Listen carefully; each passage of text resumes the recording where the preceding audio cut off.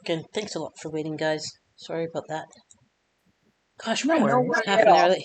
It was crazy. It was really crazy. Bone dragons, crazy corrupted spiders. Oh my god, frost giants, red dragons.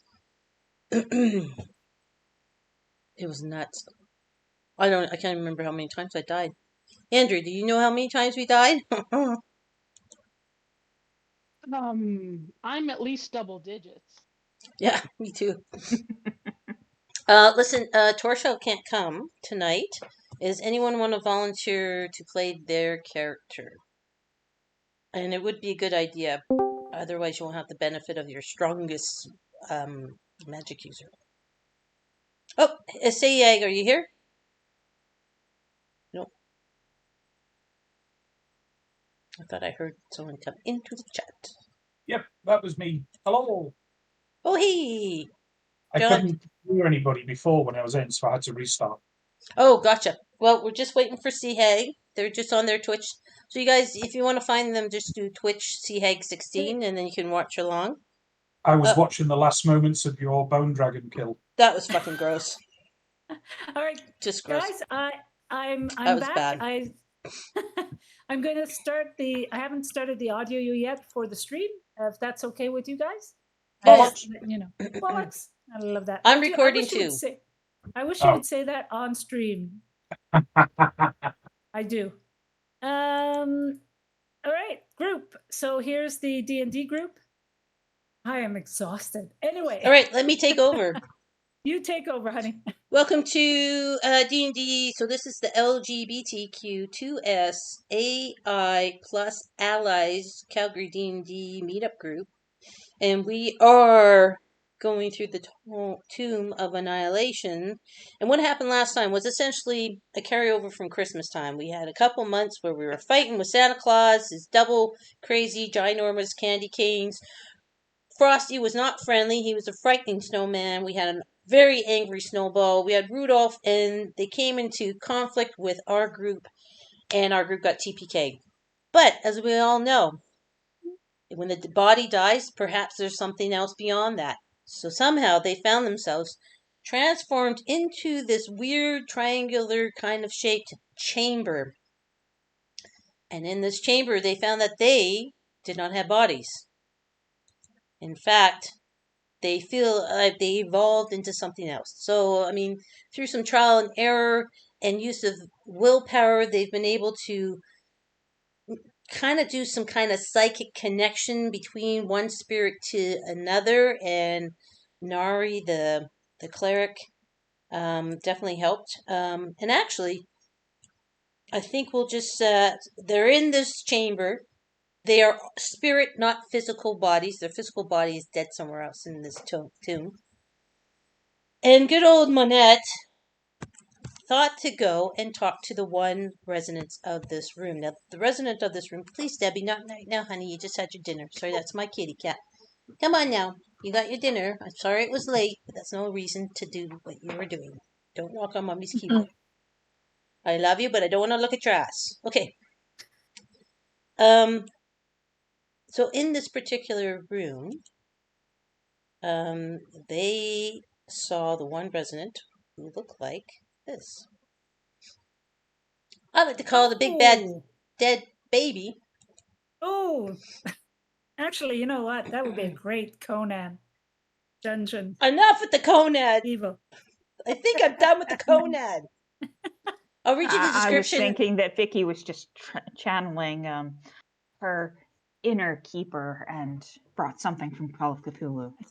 Quite possibly, because this is a very just give you the give you the warm and fuzzy. Oh yes, it really does. Mm-hmm.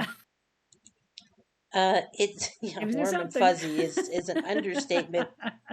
All right, so let me just read you the description of the room. Then I'll have everyone introduce their characters. Like I said before, I am looking for a volunteer to run Torshell tonight because they were unable to come. And as a very strong, powerful magic user, I highly recommend someone step up to the challenge, okay? Mm-hmm. So I'll read the description of the room first. And this is what, when you're consciousness came into being in this new state, you saw that this room has two crumbling balconies that overlook a pool of lava, filling this triangular chamber, above which is suspended an enormous crystal cylinder that inside holds, from those of you who had the insight check, a life stone. A life stone is a magical artifact that sucks in the souls of this world if misused. So it's a soul collector. This crystal cylinder, which has the life stone inside, also has inside little wraith-like kind of beings swirling around the life stone, like souls that are caught and trapped within the cylinder. The cylinder is held in place by 3 adamantine struts. And atop the cylinder cap, there are 4 long writhing tentacles that sprout out from the cap. Connected to it by a creepy umbilical cord is a creature the size of an elephant that floats near the cylinder. Its body is wet, malformed, its arms and legs are atrophied, and its oversized head drips with black goo. This creature, again, is attached to the cylinder with a twisted umbilical cord. And you can see it in the picture. It's pretty gross. So let's have everyone introduce their characters, and I'll just start off with where your tokens are, and we'll start with Monette, who kind of pissed off the big baby. Yeah, I didn't mean to piss off the baby. Oopsie. Yes. I'm Jaden. I play Monette, who's a black dragonborn wizard and anthropologist. They kind of ran afoul of a snake priest while hanging out with some Aarakocra, and was kind of imprisoned in a giant snake, where I was then rescued eons ago in the June session. And I would like to take this moment to nominate John to take over Torshal for this game. That's how this is gonna work. I wasn't entirely sure that was going to be okay.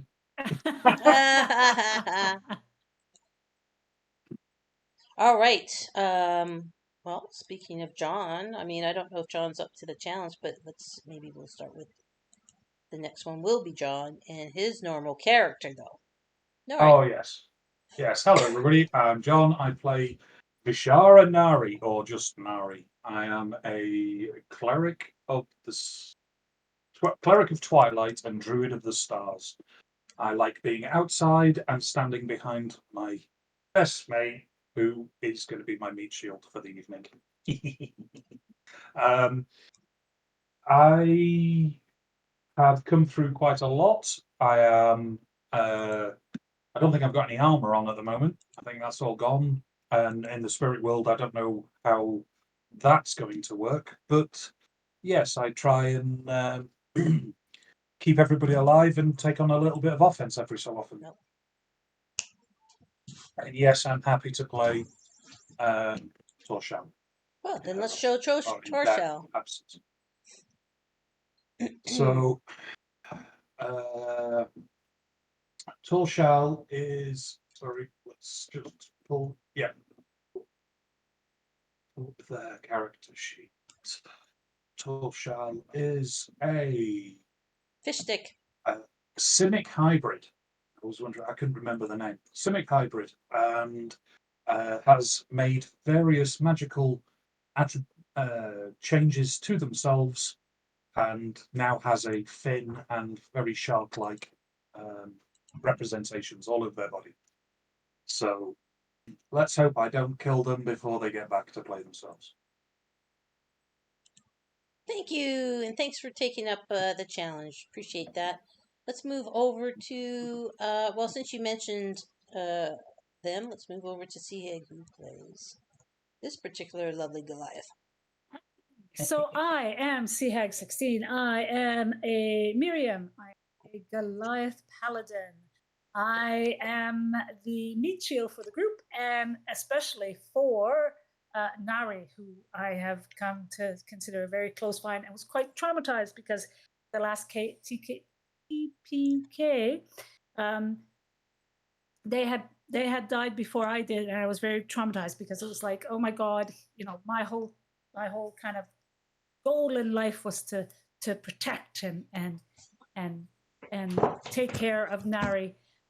Anyway, but hey, woke up here and it's like, second back at it, and I'm like, maybe reincarnation does exist. No, I don't want to be reincarnated here after all. When I saw that thing, I am but before maybe at the end of the introduction, I just want to make a couple of points with regards to stream, but that's who I am. All right, let's move on then to Laszlo.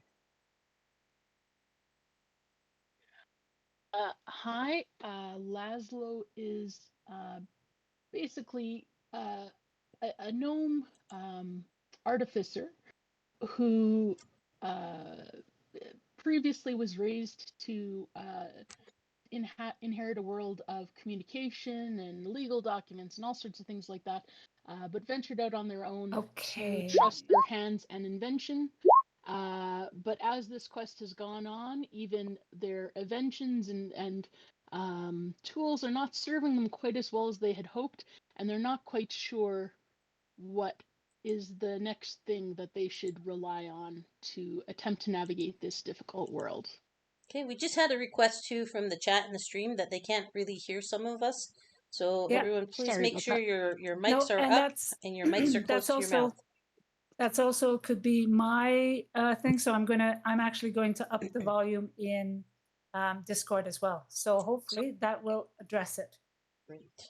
Okay, so we'll move on to Beam. So Beam is a rogue fairy, 5-inch tall but mighty, and she's extremely easygoing as long as there are people to play with her, and as long as nobody's being mean or the environment is pleasant, smells good, she's overall pretty easygoing. So yeah, and so far it hasn't been too fun. She doesn't understand why people keep trying to kill them, it seems. But this new baby seems kind of fun. Maybe it'll play with them. Oh my gosh. Okay, did I catch everybody? I think we did. So let's turn over to Seahag to just do some qualifications on the stream, and if anyone wants to donate, and how that's going to work for the charity stream. So we do have 2 donations so far. KFC donated 25. So KFC, if you want to kind of say how you want it to go, we've got donate $5 for a player reroll, donate $10 for force the game runner to reroll, $15 to resurrect a PC. However, that's not going to matter much. Inspiration die, $2 for D4, $5 for D6, and $10 for D10. If you want, we can just figure it out as well. I've donated as well 20, so I'm going to use that as a combination of various different inspiration die to pass out to people. So my stream so far has raised $145. I had set a goal of 200. He may be playing his own D&D game. Okay, so we'll just figure it out. So I have a goal of 200. It's okay if I don't meet the goal. It's okay if I meet the goal. I'm happy. But if you want to donate, please feel free. And what else was I going to say? I was going to say something else. But thank you to Grim Forge, because we did a huge. We did a teamed up, and I'm not sure how much Grim the team has done or how much you did, but you were very successful. So other than that, guys, let's start the play. All right, looks like Grim said that KFC's donation the intent was to make me match from what we were playing in Conad, and I'm happy to do so. And I will do so as soon as I get some time, because I think I've already put in $50 into your game so far. your stream Cool. today. One thing, we normally start with everybody having a inspiration. Inspiration, how we play, is usually a reroll, or you can add a 1d6, or you can try to do or pitch a narrative out of the box type of action. That's normally how we do it. Normally, I give everybody one free, but no, I'm not giving you anything free tonight. So, so if you want inspiration, you got to donate to our worthy cause, which is, did you say what the worthy cause was, Seahag? Yes. Say I it did again. at the very beginning. I will say it again. It is for WEVA, which is the largest rape crisis center in British Columbia. They are located in Vancouver. This is, I think, their third year of running this type of fundraiser. It's called Streaming for Survivors. Their goal this year is to raise $110,000. And they run from March 24th to March 31st. Check out their check out their site. I'll just put that in chat. And they'll give you a little bit more information about the fundraiser and about WEVA itself. Very worthy cause. Very worthy cause. Yeah, and good. I mean, it's fabulous that tapping into the kind of streaming community for raising funds. I think it's great. Right, let's play. So, as you can see, folks at home, we were in the middle of a battle because the wonderful Manette thought, hey, let's go talk to the crazy baby. And the crazy baby... I'm allowed to be stupid sometimes. Come on now. No, I know. Don't worry. And the crazy baby attempted then to, like, with its slimy little baby fingers, it tried to grapple Manette and tried to eat Manette in the way of, what did we say? Not Death Eaters. It was a Deathly. No, what was it? The Dementors. Kind of like what the Dementors did to Harry Potter. And what we found out through some combat kind of sort of started, we found out that, again, you guys are spirits. So initially, until you get your kind of experience in being spirit and manifesting your will from spirit into this kind of weird chamber where it seems like there's a little bit of both going on, spiritual and corporeal. Some things work, some things don't. Laszlo found out, unfortunately, that their rope trick that leads to a little hidey-ho in extra dimensional space did not work, unfortunately. And I think I see that Nari has some auras on. So Nari and Miriam, you guys both have auras on. Do you just want to remind everybody what those auras do before we get right into it? I don't. Oh. I think yours, Miriam, is because you're a paladin, right? Yeah. Yeah. Yeah. I'm just looking up my. Hang on. I'm just looking up for my sheet. Okay, while they're doing it, let's just try to keep moving along here. Nari, what does yours do? I believe mine wasn't the Twilight Sanctuary. I think I'll put something else up because it's only a 10-foot radius. So let me check it out and I'll come back to you as to what it was. The one thing about the death that was really good for you guys is that it acted almost like a long rest and you were able to get all your spell points and your hit points. Now, again, your spirit, so things work in a different way. And to kind of manifest things, you're going to have to roll willpower, which we'll use actually as a wisdom check to manifest. Some things that Nori was able to do was successfully roll those willpower or wisdom checks and establish a mental link of telepathy, for want of a better word, because you're all spirit, between all of the party. Because you no longer have mouths to speak with. It's all mental. And so, I mean, I think Nari and Miriam for sure have that ability. I think the closer you are to Nari, the better that communication can be. I think that's what that radius is. That's probably what it is. So if you're outside of that, then you probably will have difficulty making that mental or spiritual connection to the cleric. Okay, and I think we kind of go from there. And if we do, any questions before we get going? Long introduction. Do we still have to roll wisdom or whatnot in order to see our action successful? Hell yeah, because you only been dead for a hot 5 minutes. Okay. Okay. All right. So we ended with your guys' end of your turn, and we're starting with the big bad baby. And the big bad baby doesn't like that its new toy ran away, Manette. Hey, the big baby grabbed me and wanted to get close to me without my consent, so I just had to say no. Well, fair enough.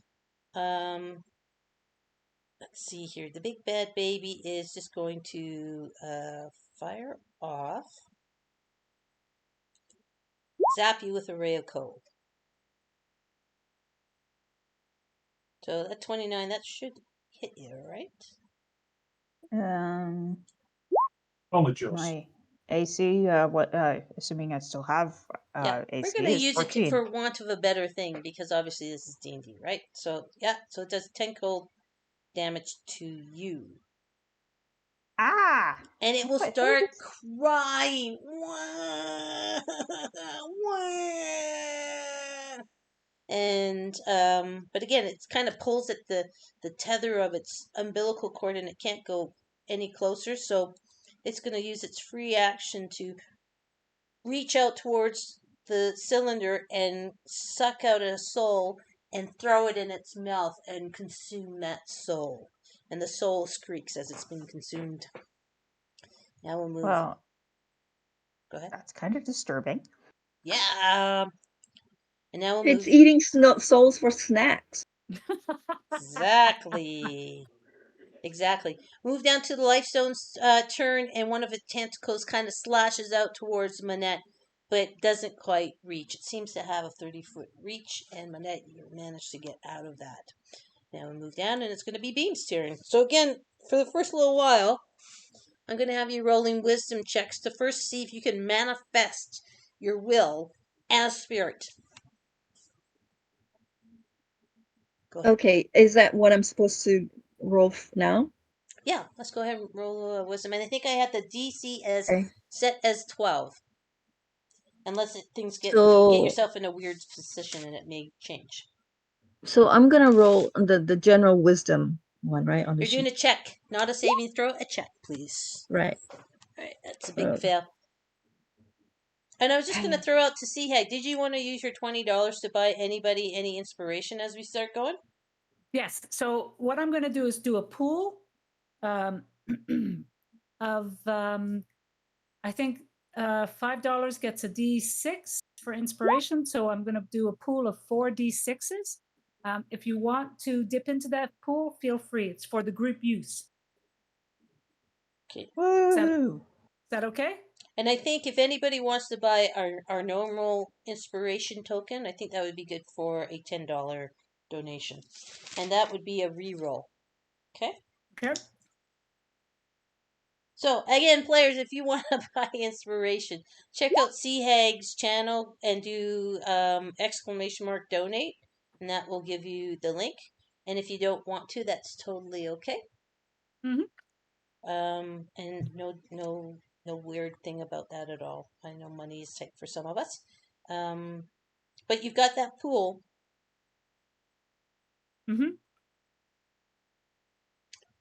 Feel free to dip into the pool. Yep, feel free. Also, just wondering why you just popped that thing into the chat. Was that important for something? Oh, sorry, it was just a reference that it's a DC 12 or higher for succeeding on a wisdom check to see if your action can manifest. Oh, okay. It was just as a note for everybody. So, sorry about that. No, that's okay. I just didn't know if it had anything to do with Beam's turn. So, Beam, what did you want to do? You failed your wisdom, so it'd be very hard for you to kind of like do a spell or anything like that. You are within the aura of Nari. You probably could move, but not very far because of the failure. Okay. Well, at this point, Beam is still, Beam is Beam, and she's like she said she's kind of she said to the baby, I told you to put her down, put them down, and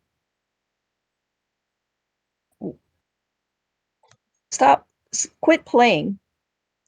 Remember that she's still hovering on the air. She might be she'll move into the safety loop, but she's still hovering on the air. And if I remember last time, she was high enough to see the little whatever container thing here. Right, and so just to let you guys know, the ceilings are 30 feet in this particular chamber, okay? Okay. So she's probably about 30 feet above. Yep. So I'm gonna move her into the safe zone. Did you communicate to other people what you saw on these two balconies that had all these kind of containers, almost urn-like containers on here? And these are balconies, folks. These aren't doors into another room. These are balconies that are sitting about 15 feet up into the air. I'm probably gonna point to the directions of those two areas and say, hey, there are more places to play. We can go out that way. Even in death, it's all a game. Okay, let's say everybody that's in that blue circle of Nari heard Beam's mental sentence. Okay. Anything else, Beam? That's it. Okay, great. Try to stay done at the end of your turn, folks, and then we'll just keep things moving along. Question: is it possible to do a ready action given the fail roll, or probably not, because you could no. All right. I'd say no, because you weren't able to manifest your will. Okay. Okay, cool. I'm done. Good question, Laszlo. Where your hidey hole entrance is, floating kind of up, I think, right? Is that where we left you? If I got it wrong, let me know. I mean, as far as I can recall, I just know I don't have a special hidey place, but I do have winged boots, so I wouldn't have just collapsed, assuming I'm kind of kitted out in the usual Again, like stuff. we talked about before last time, when they remember last time Manette said, hey, is Laszlo naked because we're spirit? You guys manifest how you see yourself. Okay. Right? So if you see yourself with the booties, that's fine, but you're spirit. So do you really have the booties on? Gotcha. That's an open question. Okay. Well, I guess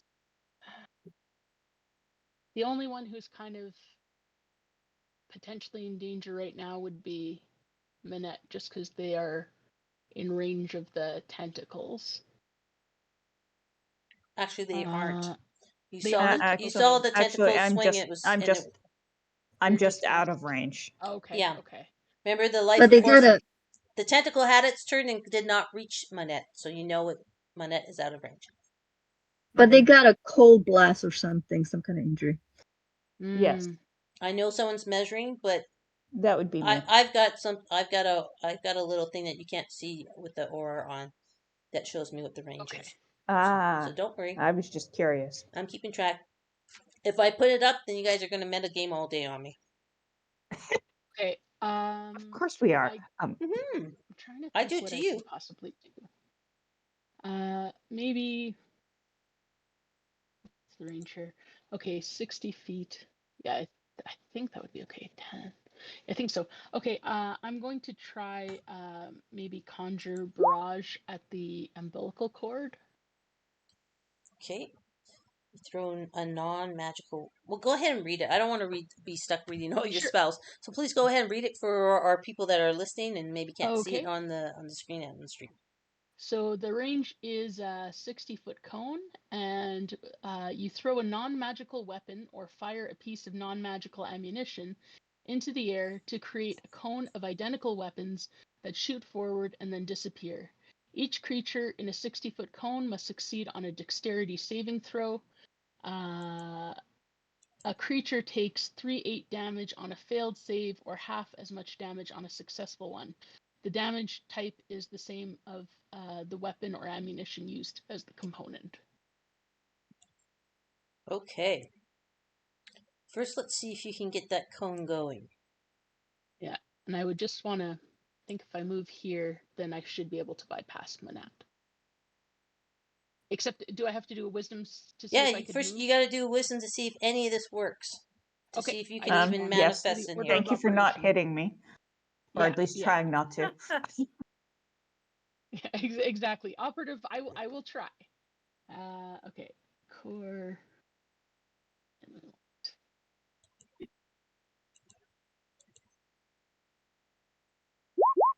A cone. Nope. Oh, and it's a failure. And it's a critical fail. More fun for me. That's just great. Okay, so the intent was to throw some kind of whatever and go into to cast a spell that would then send non-magical weapons into a space. Okay. 60-foot cone. Alright, let me just see here. So you haven't quite mastered the skill of being a spirit yet. So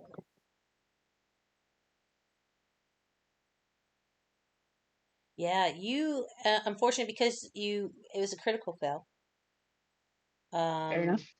It kind of I'm gonna have a little backfire on you, and instead of something else being thrown in, you find yourself right at the baby's belly, and you bounce off of the baby. Not wrong. But I'm gonna have the baby do the dexterity throw to see if they take damage from you spiritually bumping into them. I'm very intimidating as a projectile. Yeah, and the baby has really shitty dex because it's also connected by this giant freaking thing. So the baby fails. I don't think you would do in spirit form 3d8 damage, but you can roll a 1d8 for the damage you do to the baby. Hey. All right. Hey, you're a great projectile. Yeah. You know, you gotta go. I've been trying other methods. Cannonball. I've never tried just hurling myself at the opponent. So Yeah. Unfortunately, that will be your turn. You won't be able to get to do anything else in the turn, and you will you will end up at the baby's belly button, kind of looking at the umbilical cord floating there as spirit.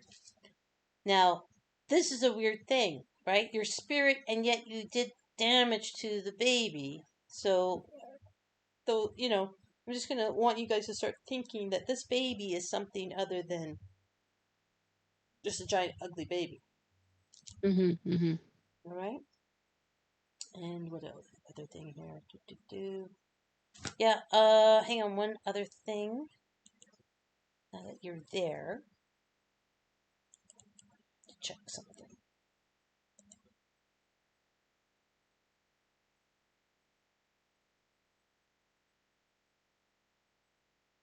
Can you, because you were sucked into there, actually, I have to roll something. You're going to get some damage, unfortunately, because coming near the baby, as unfortunately Monette found out, is not a good thing. Mm-mm. Not a good thing at all. But you guys, I started you off at full health, right? So, so you guys have a fighting chance. So you take that much 8 necrotic damage. Okay. And your own spiritual aura is taking on kind of like, babies covered in black ooze. You can kind of see some black energy around you, rippling around you after bumping into its belly. And then that will be the end of your turn. And we'll move on to Torshal. Okay, so Torshal is going to scrunch their face up somewhat in concentration and attempt their wisdom saving throw or wisdom ability check, and fail miserably. So the rest of the people in the bubble just hear a significant amount of primordial swearing. Fish face swearing. Yes, there's a certain grumbling and muttering coming from their direction. So they're still trying to figure out how things work in this space. One thing I But actually... Sorry, go ahead. they will neither move nor use a bonus action, so till Shal is done.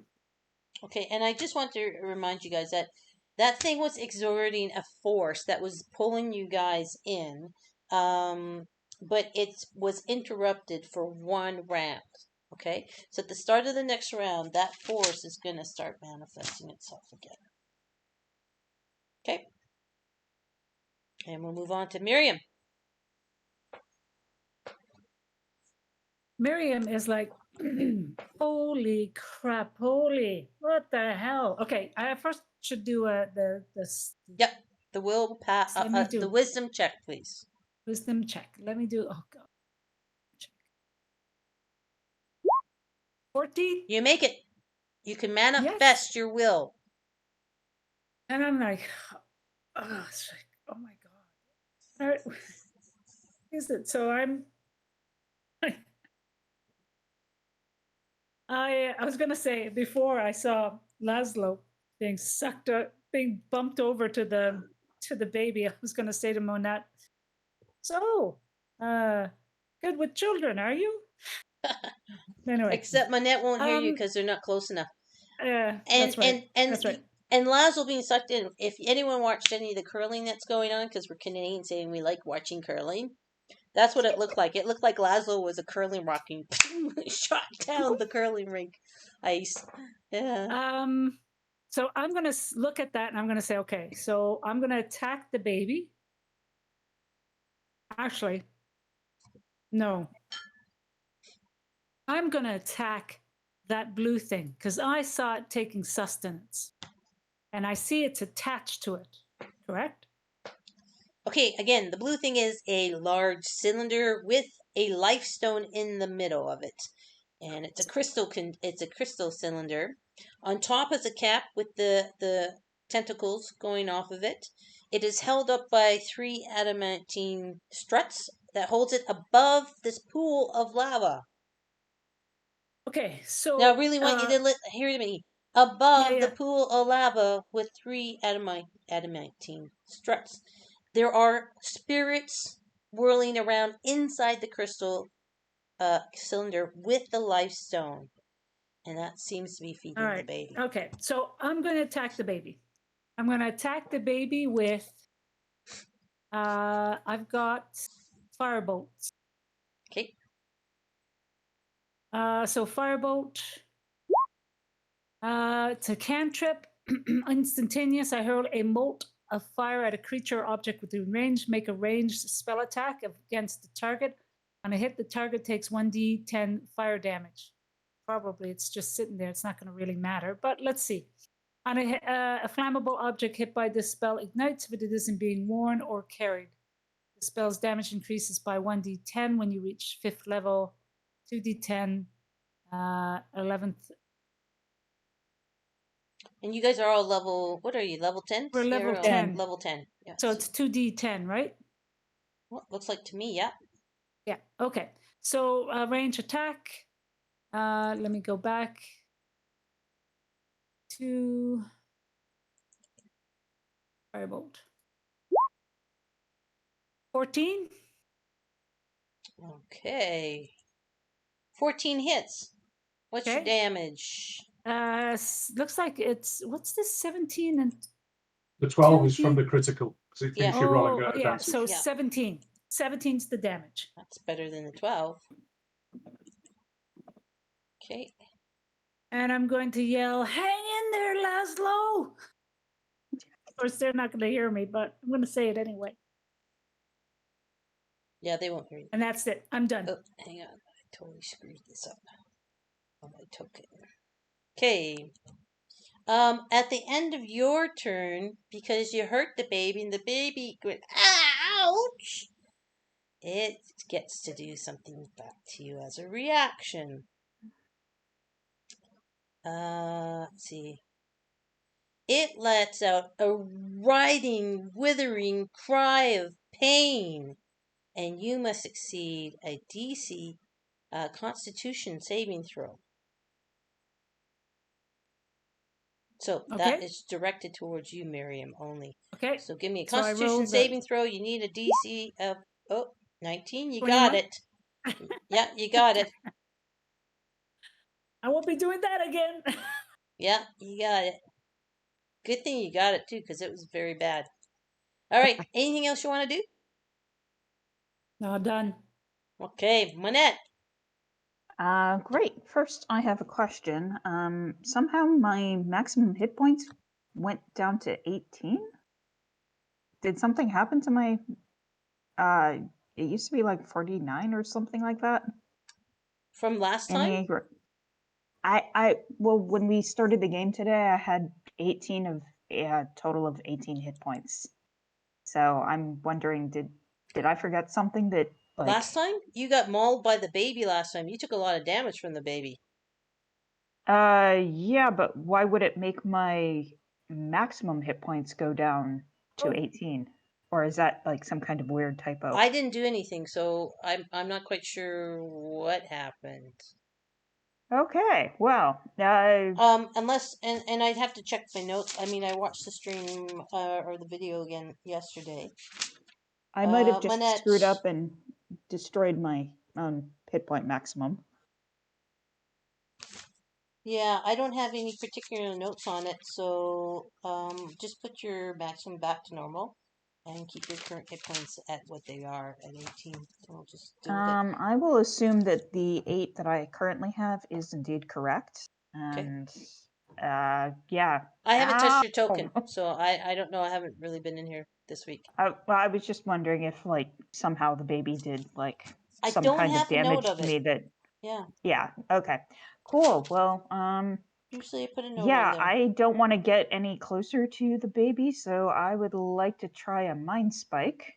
And I would like to also confirm that it's actually doing damage to the baby. But first, I shall roll my wisdom Wisdom check to see and if you can see if I manifest a can spirit. actually do that. Yep, please do.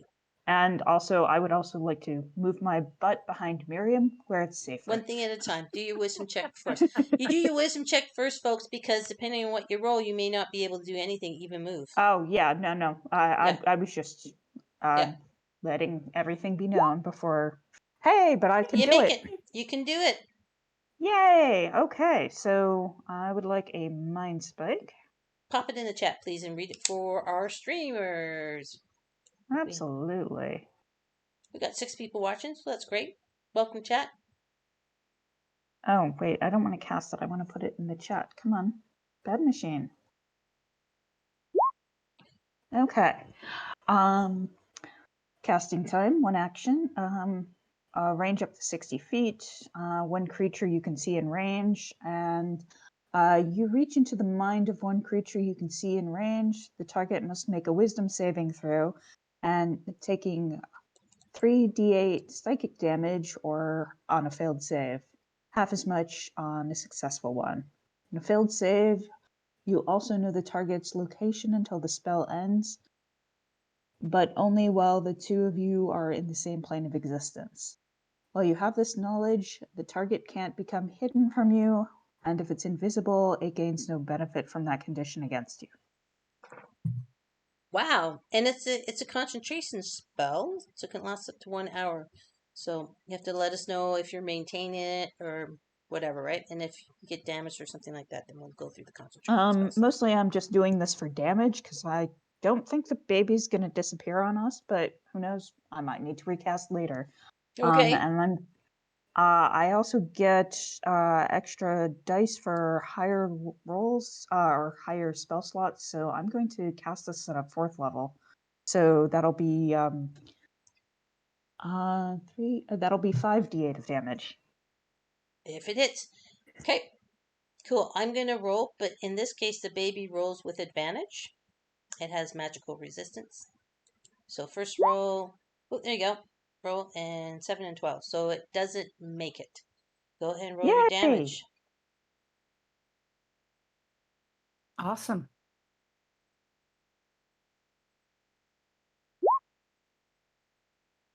Psychic damage. 19. Okay. it really starts Oh, wait. screaming. Why did it only give me 3d8? I told it I was rolling it. Oh, it's add those two together. Sorry. So that's 30. 33? I swear I can add 33. Thanks. All right. And can I tell if the baby is actually hurt? Hell yeah, it's screaming and wailing and frailing about, and it's not a Okay. happy baby. And, Excellent. do you want me to do the sound? Oh, no, I just didn't want a repeat of that bucket of bolts that I was throwing lightning at that I didn't realize was that I was bolstering. Right. Right. Anyway, for the last bit of my turn, I am moving and I'm hiding behind Miriam where it's safe.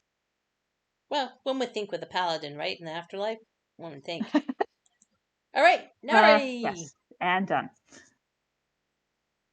The Nari needs to focus their mind, and I don't know why it rolled it on my screen and not on. I don't think it's connected. Okay, so let's do this the other way. I'm just going to type it in. Roll d20.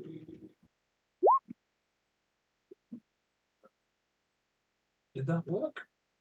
No. That was weird. That was weird. It just put in your description. Yeah. Yes. There you go. There Oh you dear, go. nat one. I guess I don't do anything that day, that time. You fail. I And failed. so that also, for a critical fail, that means all communication between the parties is going to go.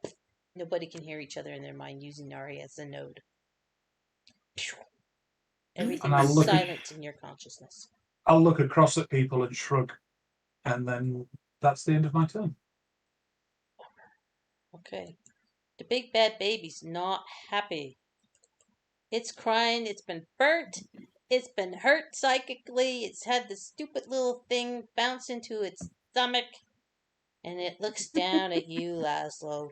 No, no, Laszlo. You're the closest little thing to hurt me. Hurt me. Hurt me. It's gonna reach out and grab you with its little chubby little baby hands. Mm-hmm. Touching you. Touchy. And it's not unwanted. Well, it is unwanted touching, but it's not unwanted. the fun. It's not the fun unwanted touching you're used to. So it's 9 necrotic damage on you, Laszlo. Okay. Also, you're going to be. I need you to do. Well, it's so hard because we're doing spirit form rather than anything else. See if you can give me a wisdom saving throw to see if you can manifest enough to avoid getting grappled. Nope, that's not enough. You are now grappled as in spirit form, which again doesn't translate well being undead in this particular scenario. So again, grapple, your speed is 0. It ends if removed from your grappler's reach. Ends if grappler is incapacitated. And you will get a chance to roll again on your turn. Okay? Okay. Alright, so that is the baby. Not happy. Wah, wah, wah. But now it's got a new toy. And it's holding Laszlo in its fat little baby fingers. And looking at its lips. And blue goo is coming out of its lips. And it's thinking you're a tasty little morsel. And we'll move on to the lifestone. The lifestone. Okay, that was only slightly disturbing. I know. The lifestone is you're going to see a spirit face in the cylinder get banged around inside, and then you see like its form as a kind of a glowing blue thing go out of this cylinder, up through the umbilical cord, and into the baby. And the baby seems to be somewhat rejuvenated. Aha. Okay. And then we'll move on to, we're going to start a new round. And that means we're going to have some magnetic attraction coming back to you folks. And so Yay. Beam, your turn starts, so you start to feel a pull towards the cylinder.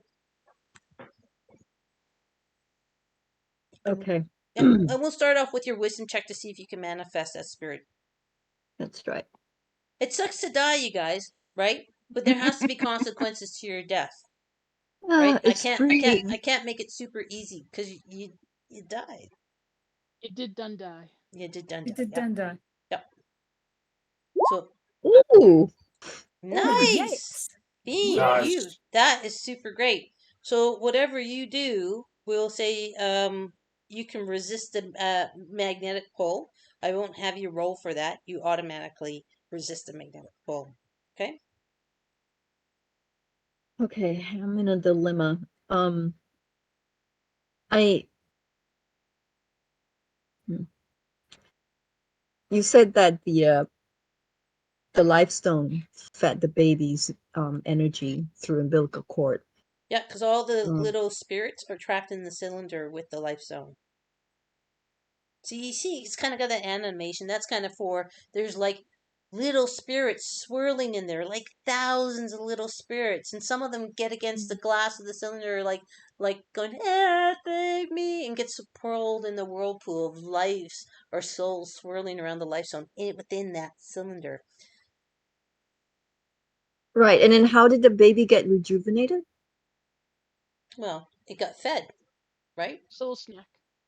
Had a little snack. A little soul went out from Probably- the cylinder, up through the umbilical cord, and fed the baby. Okay, so Beam is up, hovering still on top, and she waved at the soul, waved back at the soul, hi. And she's gonna aim at the umbilical cord Okay. with the arrow. So again, because you rolled a 22, so what happens is you manifest your way in that all of a sudden with the thought, your bow and arrow appear in your astral hands. You don't have to pull it out from anything, it just appears because you're manifesting your will and you're manifesting your astral form to now have a bow and arrow. Okay? And you can fire Can I your shot. manifest? Can I manifest that the baby be gone?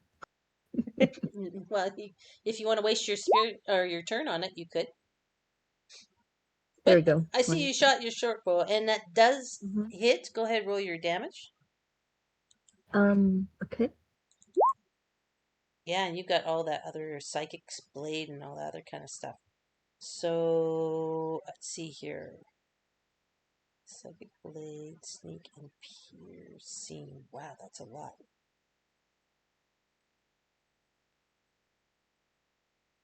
Okay, I will adjust it. The baby flicks at this kind of astral arrow you sent at it, and it seems annoyed by this astral kind of spirit arrow into it, and it pulls it out. Say you hit it in the baby boob, pulls it out and throws it into the lava. Okay. I was aiming at the umbilical cord. So Okay, sorry, my mistake. It's going to pull it out of the umbilical cord and throw it into the lava then. Damn. No damage then. Okay. No, no, there was damage. But I just want you to understand that it had a reaction to it hitting. And what it was disdainful. Okay. So I'm not saying you didn't do damage. I'm saying it's disdainful at your arrow. Okay. All right. So the space that we're in with Nari's, that's a communication. That's a telepathy. It's down. Right? Nari wrote a critical fail, so you can no longer communicate with one another. And that aura that you see on screen is Miriam's, and I'm not sure Miriam figured out what that was or not. I think I did. But we'll talk about that later. Well, so let Beam know because it may influence what she's going to do. So what is that aura? I think the aura was the. Hang on, let me go back to. I think this was what it was. It's aura of courage. think that's what it is. Okay, Friendly sounds great. creatures within 10 feet of you can't be frightened while you are conscious. Okay, Beam. So now you know what that yellow aura around Miriam is. Okay. Beam is just, in her own world anyway. I don't know whether she understands fear or what fear is That's okay. necessarily. She She's wouldn't gonna, actually know. That would be metagaming. She wouldn't actually know its effect, right? Because yeah. it's not an actual thing you can see. But when you're in, in the sphere, then we apply that. Okay, so it just blew up. I'm gonna, Is that intentional? No? Yeah, it's 10-foot Oh. radius. Oh, 10 foot Miriam. radius. Okay. I can't, I've been trying to figure out for the last couple of games how to do the distance measuring thing, but what I want to do is for Beam to get as close to this entrance as, this area as possible and hide behind Can you ping? one of these. Which entrance Yeah, right there? where I I didn't see ping. it. Where I ping. Oh, over there? Yeah, you Yeah. can get there. Okay. You So I'm gonna, rolled a 22 on your wisdom check, so you're manifesting very well. So yeah, you can get there. Go ahead and move yourself to where you want to be. so I'm gonna get here just to investigate a little bit and hide behind one of these urn thing. And I want to know whether there's any exits on that side. On which side? Where I am, this Okay. area. Okay. So you did your action, which was an attack. You've done your movement, which is move. All you have left now is a bonus action or a free action. So Well, my bonus action is to hide. Okay, so you're gonna hide behind one of these. So you don't Mhm. have enough actions left to do a search or an investigation of the area, but you can definitely do Okay. that your next turn, okay? Okay. Now then I'm done. Ren, in the I don't know if you can see the green arrow in the top left. Yeah. Uh-huh. That ruler, if you mouse over that, it'll give you different options, and you can Oh, can you do it again? So this bit here, Yeah. can you see that? If Yeah. you mouse over it and then scroll down so it says hide from others, you can then Yeah. draw on, and it will only show you. It won't show the rest of us. So if you need to measure something up for your next turn, you can do that. Just be sure to go back to the arrow so you can start controlling your character again. So Well, it's the little thanks. icon that looks like an upside down comb, right? So it's 1, 2, 3, 4, 5. Well, it's different for players. It's the Yeah, third it's from the top. 4 down. Yeah. Yeah. Yeah. 4 down. Yeah. Okay. So feel free to play Yeah, around with that. I mouse over it and nothing came out. Yeah, I'll play around with that. Thanks. Okay. Lazo. Yeah. I guess I'm grappled. Yay! Yeah, you are. But do me a wisdom check right off the bat to see if you can actually have any Sure, agency in your that turn. might, yeah, that could save us some time. And don't forget, folks, Seahag has bought you a pool of dice to use. So if you get close to DC's 12, this might be one of those times you might want to roll one of those D6s that Seahag has got for you. So it's up to you. I just want to remind you that option is there. I appreciate that. Now would be a good time, I think. Yeah. Well, sure. I guess I'll use one. I don't know if I'm going to be able to do anything particularly interesting, but nope. Oh Sorry about no, that. and that's Okay. crit fail. And I'm That's gonna say okay. with that I'm crit, tapping out. yeah, with that crit fail, we're gonna apply it to your. You won't be able to get ungrappled. Okay. Okay. So I guess you're kind of done. Sorry, buddy. That's all right. Wow. Okay, Torshell. Torshall tries again and fails. That's the end of their turn. See, hey, did you want to convert your pool into one of our initiatives so that people can re-roll? Sure. Okay, so you put in $25, right? So is that enough for No, everyone? I put in 20. Okay. So 5 was already used. So there's $15 left. Who do you want to get the inspiration? Might as well give it to Torshell. Okay, Torshell can have one.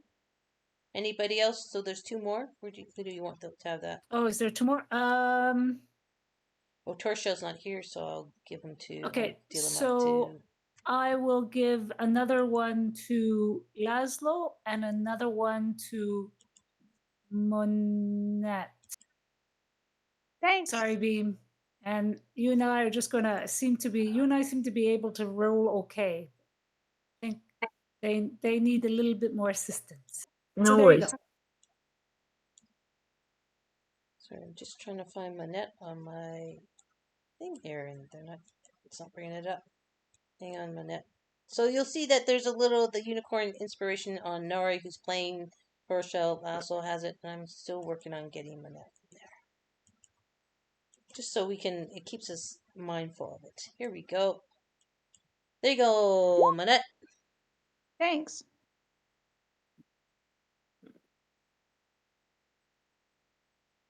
I just wanted to ask a question. Does the wisdom saving throw we're doing count as against magic, or it's just to do with like the ethereal kind of state we find ourselves It's in? a wisdom check, not a saving throw. Oh, And okay. it's to see if you as a astral being now or spirit being can manifest in a somewhat corporeal realm. Yeah. Okay. Yeah. Sorry, I had it as the No, wrong that's a one. good Okay. question. This is I'm a weird peering thing. over my sheet. I'm like, there's got to be something. Let's see. Yeah. Yeah. Nope, but keep that in mind because magic is going to be used, right? So that's a good thing to have. Mm-hmm. Gnome cunning. All right. Torsha, I guess that's it. Did you want to re-roll? No. Nope. Okay. We'll move on to Miriam. Okay, so you want me to roll to see if I can manifest, right? Yes, please. Wisdom check. Wisdom check, yeah. Please try and remember that, guys. I'm getting really tired of saying it every time. So start your turn with a wisdom check, please. DC So at 12, you succeed. Congratulations. You can manifest this turn. Okay, so what I want to do is, I don't know if this is worth it. I can do, hang on, where is it? Divine sense. Presence of strong evil or registers on your sense like a noxious order, and powerful good means like as an action you can open your awareness to such forces until the end of your next turn. Can I use that to see what this baby is, or do you think it would automatically kind of figure that out? Yeah, I think it's pretty obvious it's strong evil. Okay. I think you'd be better off if you had detect magic. I don't have detect magic. I mean, you can use this, but I mean, you can definitely use it. It's up to you. All right. If you want to use it, go ahead and use it. No, I think what I'm going to do is I'm going to do another firebolt. Okay. But instead of the baby, can I firebolt one of the tentacles? Hell yeah, you can. Okay. Yeah, I think that's what I'm going to do. Which one would you like? Let's go with the one that's closest. Okay. So this one here. Gotcha. Okay. Perfect. Go ahead and roll your attack, please. Firebolt. Yeah, sorry.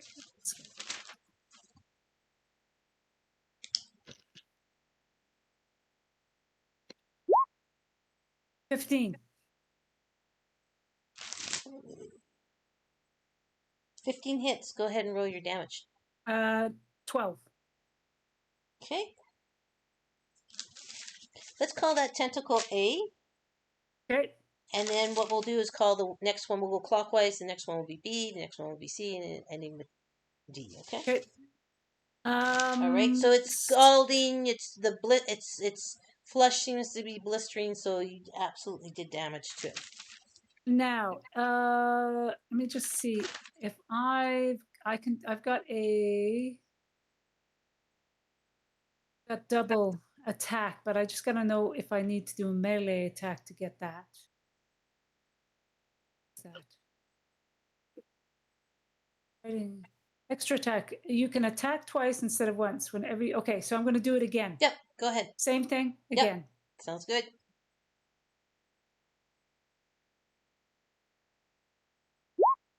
$21. Yep, and that hits. And only 3. Yep. God dang. Yep. That was awful. And it's Great. gonna thrash about in pain from that. Okay. Anything else? Can I? But nobody can hear me, so I'm not going to say anything. Okay, I'm just going to. I'm going to point at. You can try, but no one's going to hear you. What would you have said mentally if I you're would have said, screaming into the void? Hit the tentacles or aim for the tentacles. But instead, what I might do is and point. Take my hand and point to the tentacle. Let's see if anyone can see that. So the people standing nearest to Miriam, so that's going to be Nari, Torsha, and Manette. Please just roll perception. See if you can see this, the spirit image of Miriam pointing. Perception, please. Nari's a no. Nari, you never pay attention to me. Manette is a yes. And that's for Nari. Oh. So neither Nari nor Torshal notice that you're pointing at something. Okay, there you go. But Manette does, so that's good. And anything else? Nope, that's it. I'm over. Otherwise, we go to Manette, which is quite fortuitous because you now have that additional information for your turn, Manette. Give me a wisdom check, please. Certainly.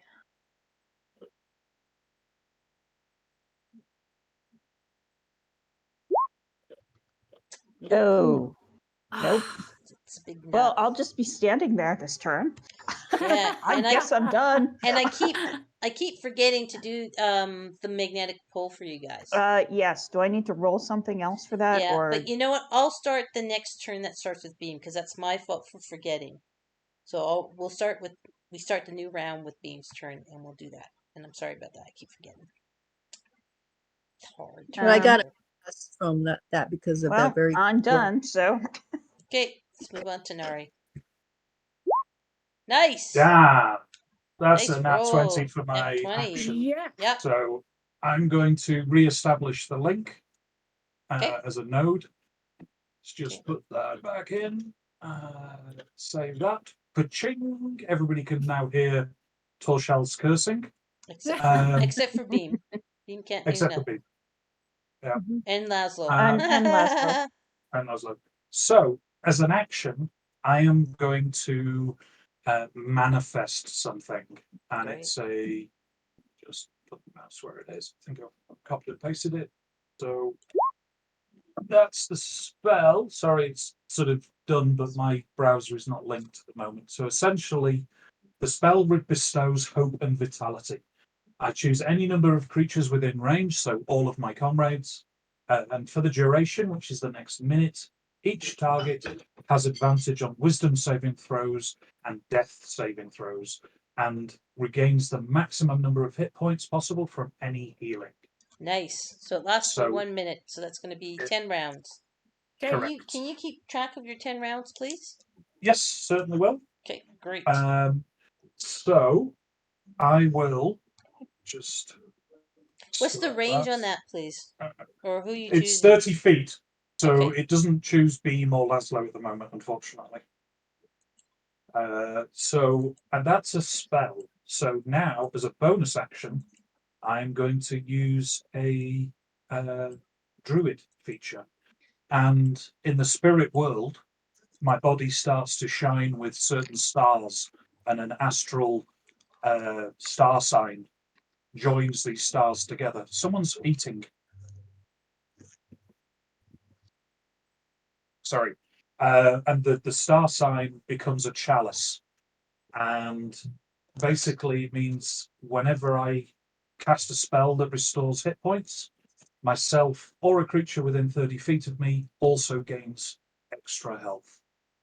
So it's a D8 plus 5. So every time I cast healing, somebody else gets bonus healing. And that's my action and my bonus action. And I'm not moving. How long does that last and what's it called? It's called Starry Form, and it's a use of my wild shape feature as a druid. Is that the temporary hit point thing that you were doing before? We were doing the 1d6, or is that something else? No, that's something else. That's a cleric thing called. That's my channel divinity. Okay, The so Twilight when Sanctuary. you heal, So then how do you choose who else will get it? I can choose every time that I do a heal. I can choose. It varies according to my wishes. Is the healing on yourself? The first initial My, healing? any time that I cast a spell that restores hit points. Here, I'll just So copy this one little bit. it can be any target. So potentially Yeah, you could heal 2 people at once. basically. A 2-for-1er. So this is what that portion of the spells. Chalice, when I cast a spell that restores hit points, I or a creature within 30 feet of me also regains hit points. And I choose every time I cast a spell. How But long does that last again? It's my wild shape, so 2 hours. 2 hours. Right on. So Cool. my body is now glowing, and I've already cast a spell as an action, and I'm not moving, so that's the end of my turn. Okay, sounds good. Very good. That helps a lot of people in a lot of ways. Okay, let's see. It is the big baby's turn. The big baby's gonna try to lick you a little bit, Laszlo. Oh yeah, you taste good. You're like a little lollipop. All right. Can you possibly sound more smarmy? Well, it's kind of my job. And I gotta remember I keep forgetting to do stuff with this character. Okay, so that will be its turn. Move to the life stone. The life stone is going to pop up another spirit through the umbilical cord, to feed. Come on, Debbie, don't walk on my keyboard. To feed the baby, and the baby's gonna go and give a little bit of a baby burp. Well done. Good sound effect. Thank you. Practicing all day for that. All right, and that's the baby's turn. We're going to start a new round. So, again, the magnetic pull is in effect for going forward, and I got to try to remember it, okay? So if I don't remember it when it comes to your turn, please remind me. Okay, Beam, give us a wisdom check. That is a fail. She's gonna stay hidden. Okay, I'm going to roll this. You get pulled 8 feet. We'll just round it down to 5. We'll round it down to 5. You feel your astral form being pulled towards the baby 5 feet from where you were. And you are no longer hidden. Well, I was going to say, if she's hidden behind a pot thing, does that pot move Nope, as well? it's not a target. Or does she just... It's not a target thing. Oh, wow, okay. And the pot thing is actually a corporal container, like it's corporeal. Right? Oh, it's so not. she'll drift It's through not. it. It's not a spirit. Gotcha. And I don't know if you guys noticed, but this thing likes eating spirits. What? We don't have spirit urns to hide behind? But it doesn't eat the urn, because the urn is not a spiritual object. Okay. All right, we're going to move on. Laszlo, you are in the grubby little baby's hand. I keep forgetting to do this effect on you, which is... Oh, good. Because you're so close to the baby and its innate evilness, you get 7 points of necrotic damage to start off with. Okay, now give me a wisdom check to see if you can do anything. Unfortunately, you don't get the benefit of Nari's spell.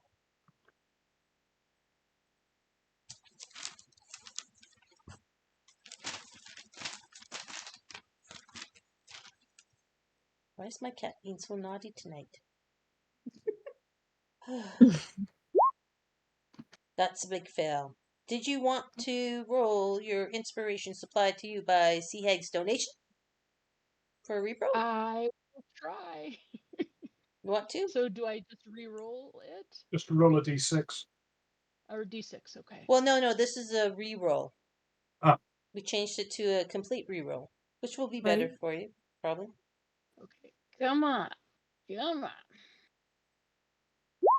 There you go. Yes. It's a Much dirty better. 20, Yes. so you can manifest. Okay. That's good. So give me. So you're grappled right now. Indeed. Do you want to attempt to get out of the grapple, or what do you want to do? Yeah. Can I guess sure, I'll try to get out of the grapple. So do a saving throw for wisdom this time. It's a saving throw this time. And you make it. Oh, thank God. Okay. Okay. So you squirm out of the little fat baby hands between its fat little Okay. fingers. Fantastic.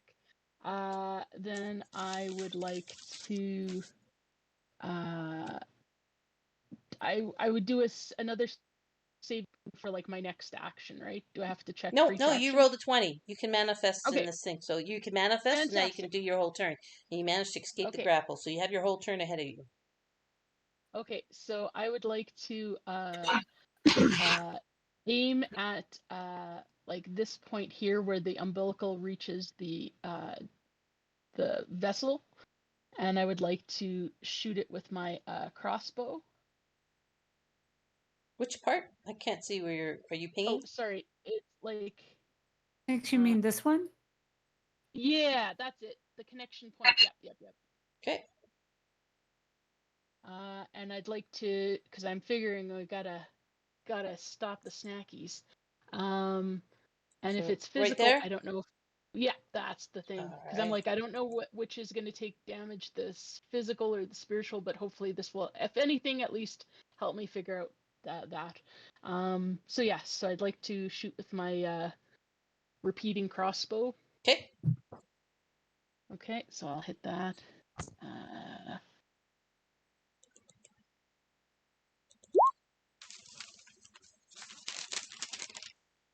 11. Sorry, I'll keep that up. Second. That does If not 11, hit. can does not I hit. can I pass my inspiration over? Yeah, for sure. Great. Please re-roll that. Okay, I'm sorry, everybody. Go for it. Go for it. 13 does not hit. Oh, man. Darn.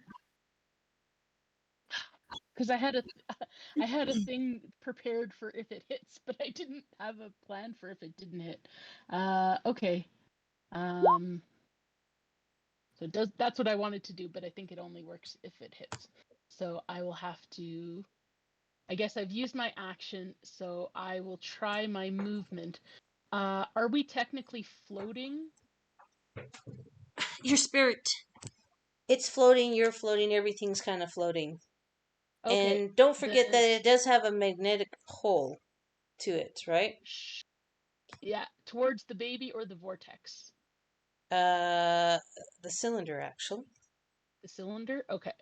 So Where then the I blue guess I thing's will going. try.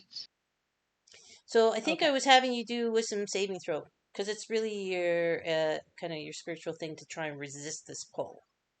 So give me Right, another okay. wisdom saving throw to see if you can resist the pull and have a Gotcha. movement. If you fail, you won't be able to move, because that Understood. magnetic energy will keep you in place. So if you just the succeed, wisdom check or the saving throw? this is a saving throw This is a saving. Okay. Let me hit against the saving. effect. Oh, and saving throws, they would have advantage, don't No, they? because this Not one, within range. Laszlo is quite far away, Oh, out of range. right. Sorry. My apologies. No, good thinking, good thinking. Yeah, but you made it anyway, so you I can made it. move. Okay. All right. So I think I will. And use your normal movement speed. And you're kind of Okay. floating, I right? think.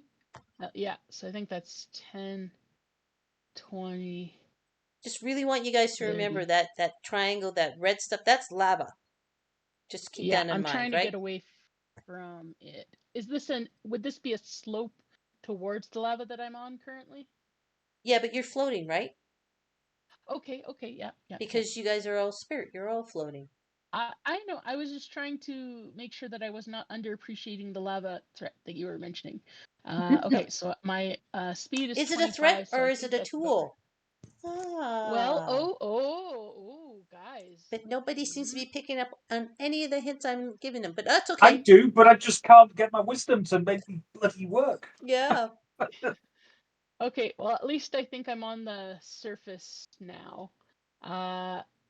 Yeah, and I don't think I can talk or anything yet. So, I think I've exhausted my options. Okay, great. Torso. Torso gets advantage on the saving check, right? Is it saving throws or saving checks? Saving throws. So Okay, probably advantage against the move, but not against the will to actually do something. Right, you got it. Ah, finally! Yay! Yes. Torshell's in business. The fish sorcerer is Focusing. in business. Right. Can manifest.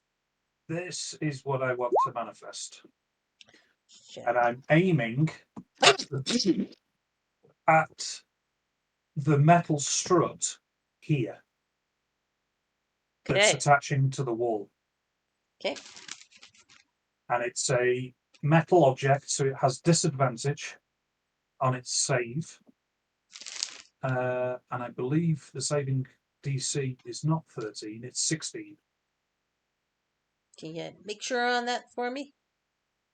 Yeah. Yeah, my spell save DC is 16 on Torshell. Okay, so.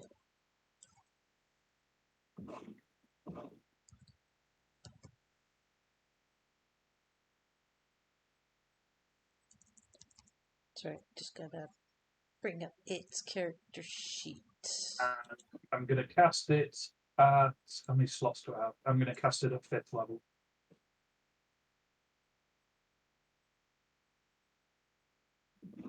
Okay.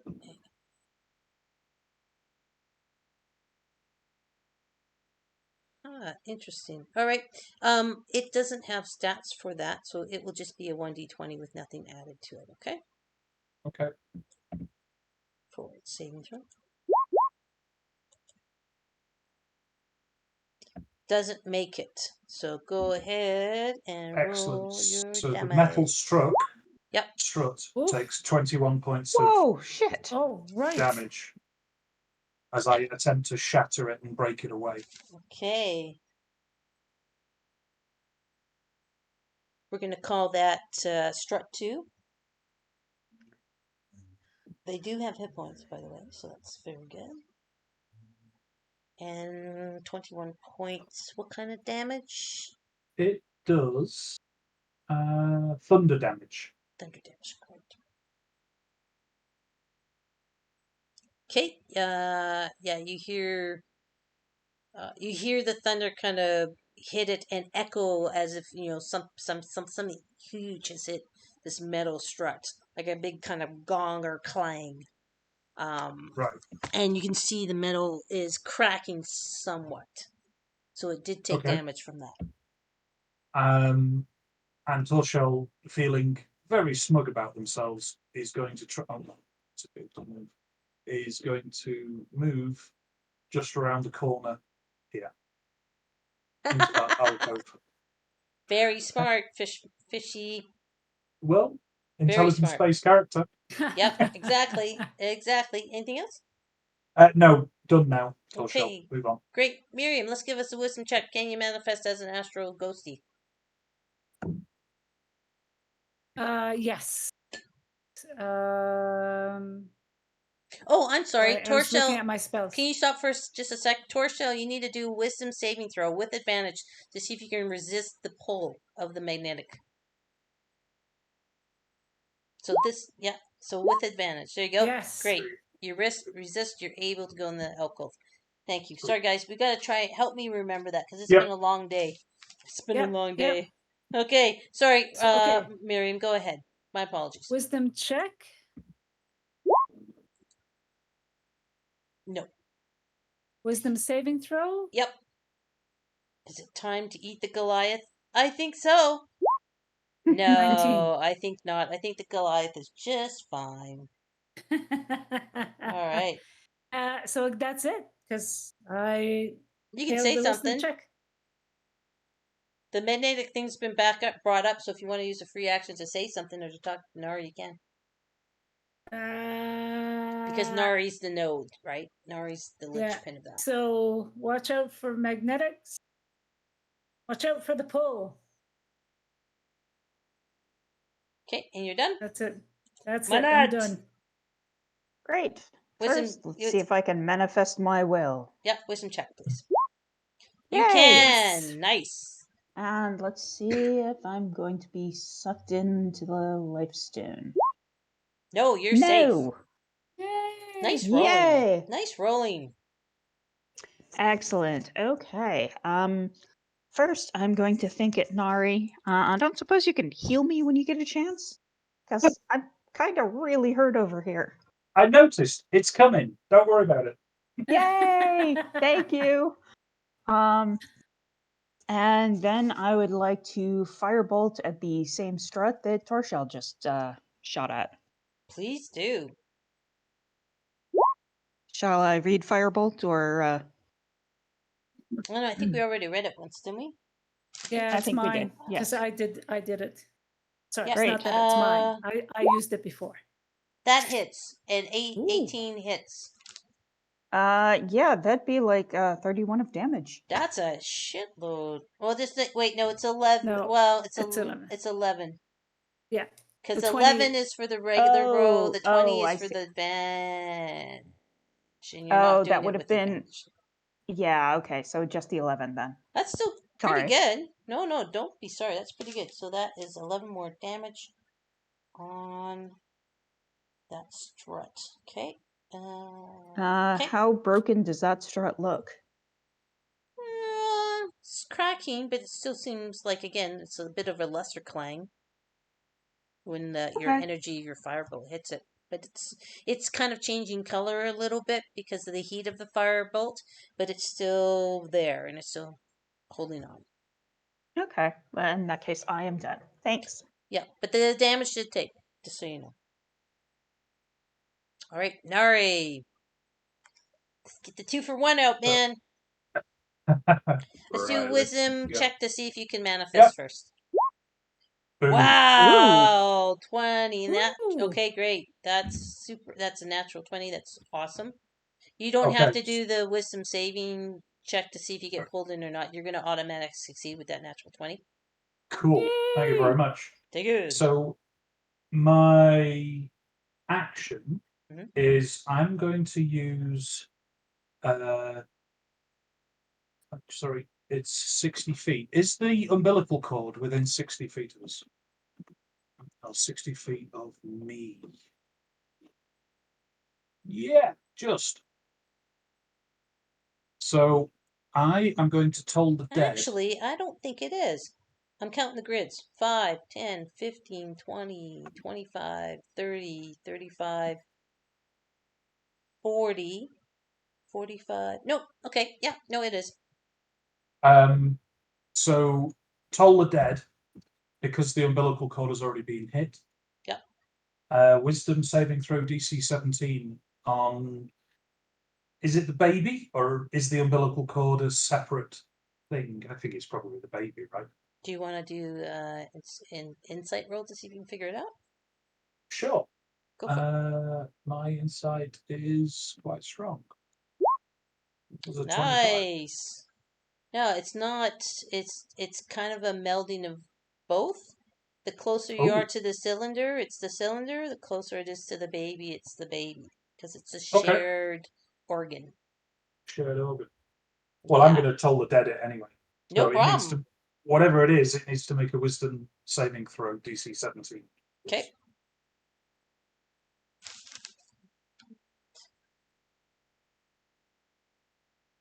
Again, it doesn't have a wisdom thing. So you roll a 10 and it fails. So it takes 15 points of necrotic damage. That's my action. My bonus action is a healing word to my friend Monad. Yay! Because it's only a first level healing word, which is fine. But but Healing Word does a D4 plus 5, but because of my previous concentration spell, you get 9 hit points. Yay! And Thank you. because of my chalice, you get another 13. So Oh, the first cool. level spell, you get 22 points of healing. I can choose whomever I wish. I can choose somebody else. I choose myself. But right now, you're in the most need. So you get Thank 22 you. healing. I feel less broken. You're most welcome. That's me. I'm done. That is great. Excellent. When your Toll of the Dead hits it, it flares up into that glow that you see inside the cylinder. Briefly flares up into an angry orange color. Okay. Oh. Yeah. So we'll move on to the baby, and instead of feeding the baby doesn't get fed this time, and it starts screaming in hunger. And it's lost this little gnome Tootsie Pop it was licking on. It's really not happy. Wouldn't that be a gnome pop? A gnome pop, exactly, 100%. That's a gnome pop. Let's see I like here. that. It's gonna wail at. It sees Laszlo moving away, and it's gonna give its baby wail at Laszlo. Laszlo, please do a DC 19 Constitution saving throw. I don't think you get advantage because you're not close enough to Nari and that would be metagame. Oh, there you go. But just wait, no, it's a DC 19, so you fail. So this is what you need to know. As the sound energy of the baby's wail of great pain, sadness, and abandonment issues come at you, you are going to experience 1 level of exhaustion. So, where are my stupid journal things? Oh, I lost all my journal things on here. Huh, that is so weird. Okay, so let me just bring up this. I'm going to have to restart my thing. Anyway, I'll just look at it on the player thing. Where's our exhaustion rules on our Yeah, I've quick got it up on rules? my. I also have it on my stream. Great. So What's exhaustion. level 1 exhaustion, please? Hang on. What is it? Movement. Conditions. Exhaustion.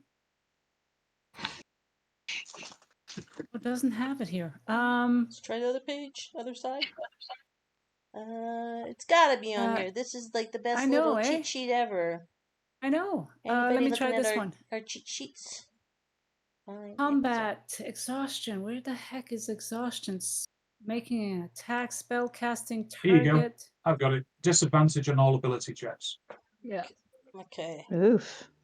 Oof. Laszlo. Oh, that's hard. Level 1 exhaustion on Laszlo.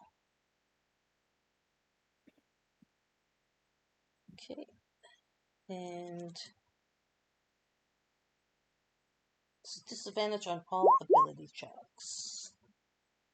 So many things going on here. Yeah, thank you. Thank you for putting a note in there, Laszlo. So, let's see. I think that will be the baby's crying. Everything's bad. Its toy's gone. And we'll move to the life stone, which is like not happy. It couldn't feed the baby. It's upset. It takes a swipe at Laszlo with its tentacle. It can't reach. And which is really frustrating. Who are these people coming into the nursery? It's gonna ready an action for anyone that comes within reach of it. It will be attack it. So it's gonna ready an action, and we are going to start a new round, and that starts with Beam. 11. Okay. How about a saving throw to see if you can resist the magnetic pull? So 11 fails for the wisdom check. 2. You can't resist the pull. Oh, wow. No. Yeah, you can't resist the pull. I will roll a 1d10. And you only get sucked in. Again, I will round down so you get sucked in 5 feet. Okay? Alrighty. Okay. Yep. All right. Sorry about that. So Laszlo, exhaustion. Give us a wisdom check to see if you can manifest the spirit. Mm-hmm.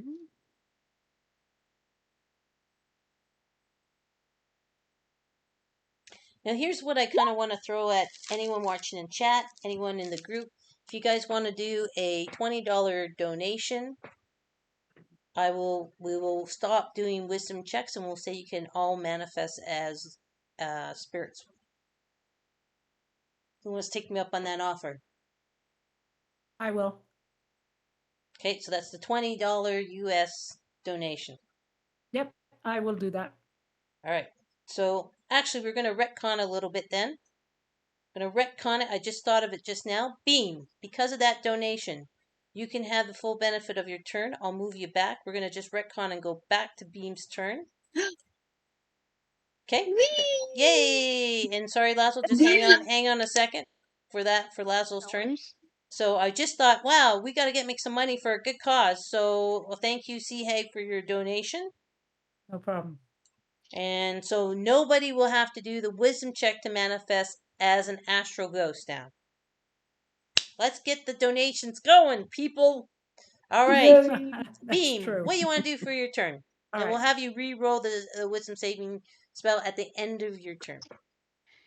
I'd like to see, since I'm there, to see if there's any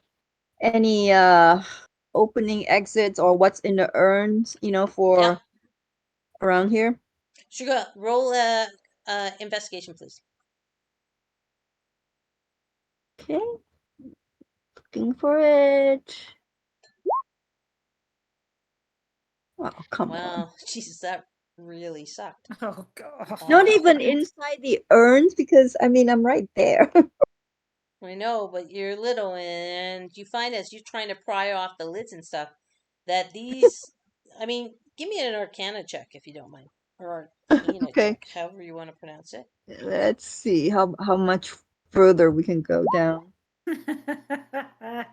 All right, so as you're trying to open up the lids to these urns, you realize with the 14 that's good enough to realize that they have been magically sealed. They are magic urns. They have a strong, strong pull of magic within each one of these.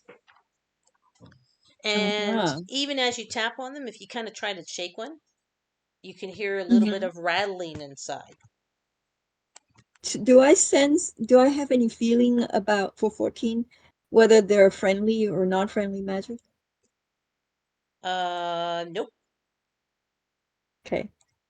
I'm being kind of generous considering you boofed up your Yeah. investigation, my friend. So Beam is gonna hug the urn really tight because she likes a little massage effect. Right. It's fun. Right. Okay. It as a magical creature, you probably are enjoying the feel of magic around it, I would imagine. And I think that's all I could do. Okay, let's do a wisdom saving throw. Let's see if you get sucked into the maw of the big baby. Oh, okay. Remember, it's all about the best interests of the children, people. 13? The scary, scary That will children. save you. That will save you. You don't get sucked in this one. You're manifesting strong enough that you're able to resist the magnetic pull. What is that Whitney Houston song about I believe the children? children are the future. That's it. Teach them well and let them lead the way. Beautiful. Torso, you're up. I gotta download that song so I can play it for you next time you fight a big bad baby. Well, and now that we thankfully don't have to focus our wisdom again, Torshal is going to do exactly the same thing as they did last time. They're going to move out so they can see, and they're going to focus on that strut number 2, where I'm pinging, and they're going to upcast that shatter. So DC 16 save, please. Right. Sorry, gotta move that turn order out of my way. Boom, Ooh. baby! So you only take half this damage. So you only take 13. Oh, baby! That takes the thrill out of that. So 13 thunder damage. Okay. Duly noted. Okay. And then he's just going to dodge back and stay out of the way. Torshall's a powerhouse. Does Torshall need to do it? Yeah, wisdom saving throw to see if you get pulled into them all, please, Torshall. Okay. With advantage because of Nyari's thing. Oh, fails. Oh, no. Right on. Let me roll. Let's see how far you get sucked in. Okay, that's gonna just. I'm just gonna have you sucked in. Just 5. Oh, fine. What? Yeah. There you go. Okay. Let's put you right there. That's not too bad at all. Nope. Okay. That's the end of Torshall's turn. Okay, Miriam. Okay. Your money has Thank bought God. you freedom of movement and manifesting. That was well worth $20. That's Absolutely. Okay. That's it. I am going to hit. I'm going to go for the strut again, or for the strut because I saw several people attack it. So I'm going to firebolt it. Okay. I'm going to take my firebolt, send it out. 23. Hits. 11. 11. All right. Okay. Yes, again, the metal's glowing, but it's still structurally sound. The metal glows. I can hit it redder. again. I can hit it again. Go for I've it. got 2 attacks. Go for it. Come on, you. 13. That does not hit. Sizzles out. Sizzles. And I have to do a wisdom saving throw, correct? See if you get sucked into the mall or not. Just wait a second. Did we miss Laszlo's turn? Yeah. I thought so, but I wasn't sure. Okay, well, we'll have you go right after Miriam right now. Sorry about that. Okay. I don't know how I missed that. So I have advantage, so it's 25. Okay. So I'm okay. You're good. All right. Sorry, Laszlo. My apologies. Please go ahead. And I'm sorry, Monette. We'll get to you in a second. But guys, do mention if I'm messing your turns. Please shout out right away in the moment as quickly as you can. And my apologies. I think we were going back to Beam to change her turn with the benefit of the donation. Yeah, please go ahead. And my apologies to you, Laszlo. Not a worry. Okay, so then I think I have to do the wisdom check. Is that right to start off? Nope. No, I don't know if you heard. Condition is gone. Huzzah! That's right. Huzzah. Seahag has generously bought that to offer you guys, so you can just go ahead and have your turn. We'll do a wisdom saving throw at the end to see if you get sucked back into the mall. Okay. At the end of your turn. Very good. Okay. You have exhaustion though, so please remember you have exhaustion, so you have disadvantage on all ability checks. Okay. I think. So I will move towards the healing circle. Duka. And then that is actually you're moving into communication range, right? Oh well, I guess that too. Yeah, the aura of goodness, whatever the aura is, it seems like good things happen in this area. The aura of vitality. Yes, I'm glad you guys have learned to stay with the cleric. Stay where the cleric is. Damn right. God damn. Okay, perfect. So then, what else? I think from here, we'll try. Let's see our range here. I don't think I can reach the spot where we had our previous adamantine attacks. I think it might be out of the range of my crossbow. So if that is the case, then I will aim at the tentacle. So I'm just going to circle here, guys. Right? This is the. Ooh, that looks like a penis. That looks like my penis from Coned. Wow, look at that. Didn't mean to do that, but it does. So that's the strut that everyone's been attacking, just to refresh everyone's memory. And my penis in Coned is bigger. No, I'm just joking. Oh. Yeah, I know, right? So what's your range on your crossbow? You should be able to hit that because that's only like 40, 50 feet. Yeah. You should Okay. be able to hit it. You should be able to hit it with a crossbow. Okay. Well, that would be my If you want. crossbow there. That does Yeah, not Is hit. what's the 80. range there? 80? Yeah, 80 to 320. Okay. So a 13 misses. 13 misses. Oh. Yep. And okay, gotcha. Okay, I think that's what we'll do. My last thing, can I just say something? Yep. You're in the sphere of mental psychic connection. I know. I just don't want to overstep my number of actions. So I can say that the giant baby thing seems to be gaining energy by consuming things through its nasty, nasty umbilical cord. And the giant swirling mass in the middle, that we're That's kind of more than 6 seconds, bud. Okay. Okay. Like we'll that's go your for turn. that. Like a round, the whole round for everyone, 6 seconds.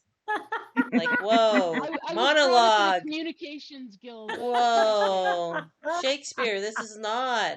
Okay, you done? Apparently, yes. Okay. So thank you, Monette, for your Done. patience. No problem. Okay. I'm going to firebolt the strut again. There we go. Because that sounds like a plan. That seems like the theme of Oh, tonight. no, that's not. That's wrong button. Right button. Oh my shit. god. Oh, yes. Wow. Does that mean I get the full 25 then? Yep. No. Oh, yes. What? No. I thought the 20 was for the right hand side and the 5 is for the No. left hand side. No? No. No, the 20. that's because it's a crit. Yeah, Mouse and- over it, it says. It does say crit when you mouse over the Nice. extra 20 points there. Okay, So, right on. yes. 25 fire points. Nice. Okay, let me just do that. Oh, yeah. Okay. Speaking of which, yes, we should all do wisdom saving throws. To Oh, see if yeah, we're sucked sorry. in. You're at advantage, Laszlo, because you're within 30 Yeah. feet of me. Laszlo, do your No, wisdom saving he's- throw right now. It actually, just to point out though, they're at a disadvantage. Yeah, because For it's ability checks, not saving throws. Yeah, not saving throw. Oh, Doesn't right. matter. They Right. they Oh, it failed doesn't matter. anyway. So Can I Ow. use my flash of something? No, it's goodness? okay. It's only 5 feet. Inspiration? Oh, Flash of Genius. Nice.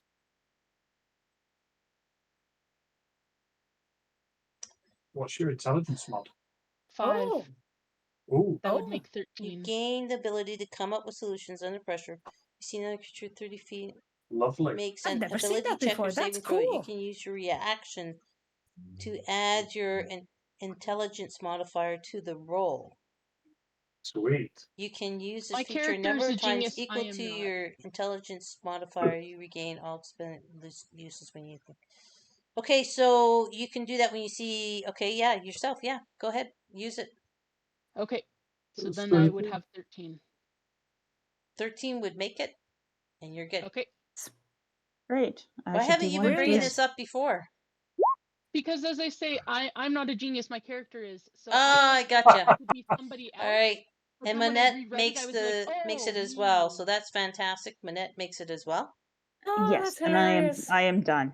Okay, nice. Everyone's doing I'm great. so done. You're getting- so done. You're getting the hang of being ghosties. That's great, Nari. Okay, so another bell goes off at the umbilical cord. Sounds rather like a microwave, and it needs to make a wisdom DC 17 saving throw. I thought it was a DC 16. 17 for Nari, 16 for Torsham. Oh. Okay. Fails! Okay. The umbilical cord takes 10 points of necrotic damage. Okay. And I am going to Healing Word Monat again, but only I'm going to use the bonus on myself. So, Monat, you get 9 health, Ooh, thank you. and I get 13.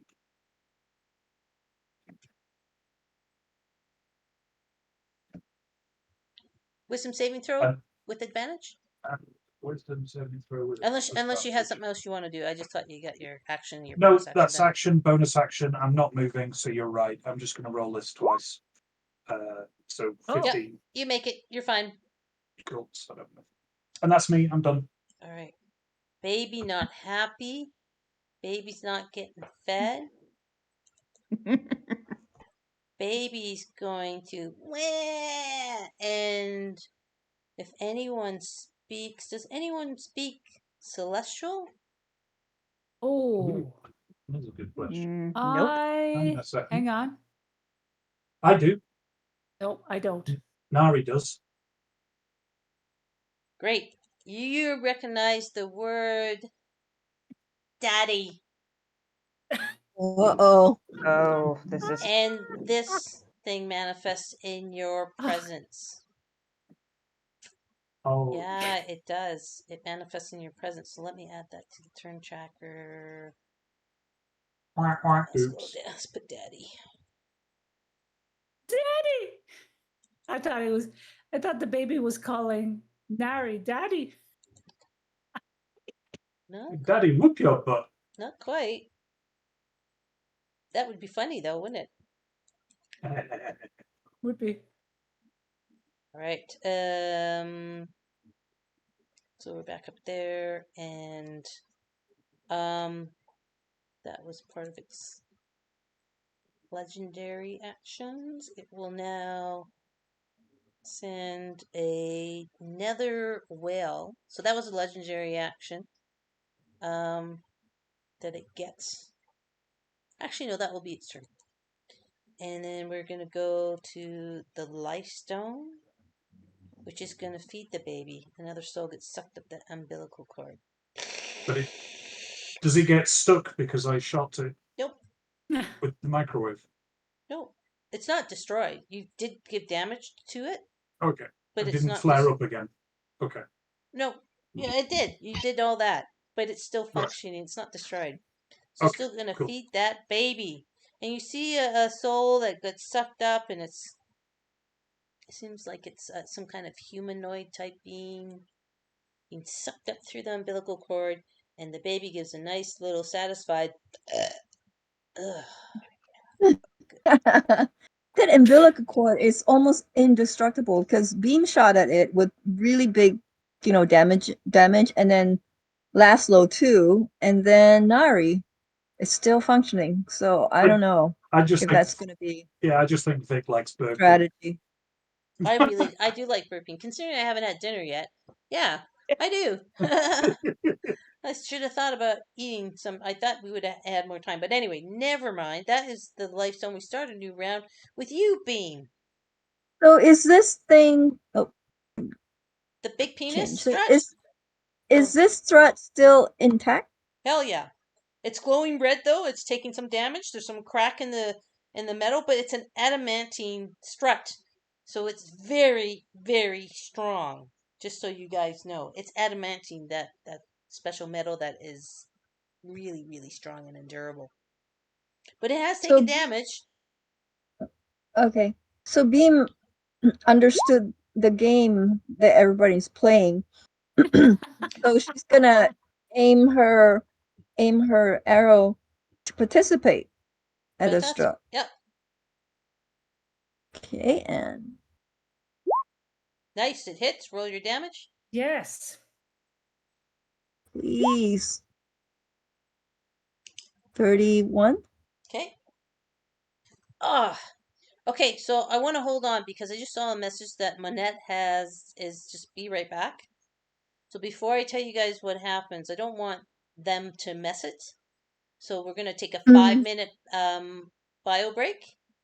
Okay. So come back at 35 past, or 30, yeah, come back in like 5 minutes, 5 whatever minutes. that is. 5 minutes. So 8:32 Mountain Standard Oh. Time. Stream will be back. And again, just want to throw out there, if anyone wants to donate, like this is a good break to kind of get in there as far as players. If you guys want to donate and buy some more inspiration, don't feel pressured if you don't want to. That's totally fine. Just again, I'm not sure what our total is though. Seahag, are we getting close to your total? We are at I think we are at 145 or 165. Let me double check. Because I think we're getting close. If we could help Seahag to get her goal, that would be great. But again, no pressure, no adverse inference. Go take 5 minutes, and we'll see you guys back here. We're 145. Yeah. Okay. Got it. All right. See you guys in 5. Sorry, there's just a lot going on.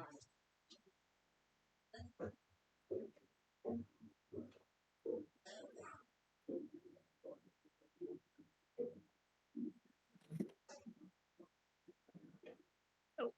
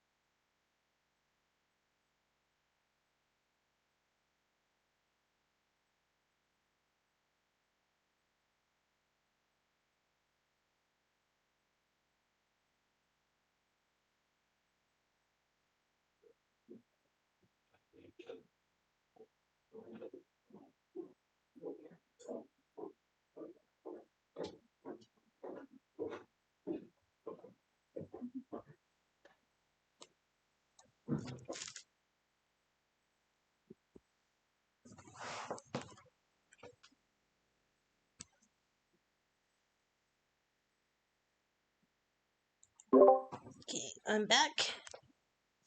So am I. Sorry for prompting the bio break. No, it's good because it's good because I lost track of time and it's just been a crazy day, and so I'm not as organized as I would hope to be.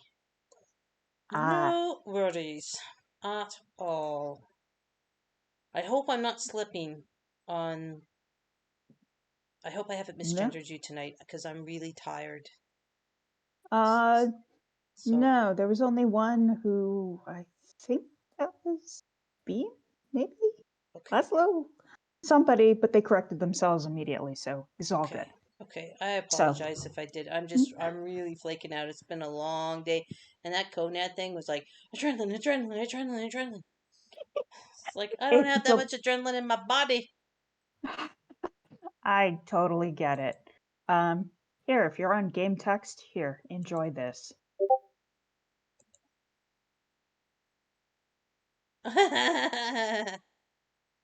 Yay! I kind of thought of Nari as opposed to Miriam, but because Nari does the majority of the healing in the party. And since sounds like it's just the two of us right this second, did you want to mention any potential of me GMing after this ends, or not yet? We'll do it at the end of the session for sure. Are you still interested? I am quite interested. For whatever reason, I actually am really liking GMing more than playing right this second. In general, it's nothing against your game. It's just more the I want power. Oh, sorry. Are you thinking about this system or D&D or something else? Oh, probably Call of Cthulhu. Yay! I don't know D&D well enough to even attempt running a game in D&D. Cool. Yeah, I did get all the Pulp Cthulhu stuff. I think you and I talked about that, and I had the two.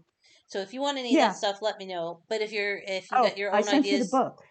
That's right. You sent me the book. But I bought the two-headed serpent campaign. That's cool. I was thinking of just doing something relatively easy and just doing the full Father Divine thing. Gotcha. You already played the first session, which was the where's Ann Cooper Hewitt. Oh yeah, that was so funny. Well, we can play dumb. I'm sure all of us who played it can be dumb. Sorry, I'm back. Okay. Oh, cool. Let us know when the stream gets going again. Yeah, it starts now. Yep. Okay, we're back. So, is everybody back? Because I don't want anyone to miss this. I'm not. Laszlo back.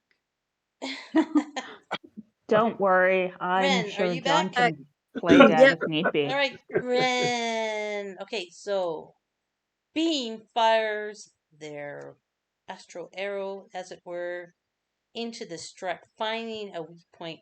The strut kind of whines and creaks as it takes so much damage on exactly the weak point it has, and it snaps in two and loses its structural integrity.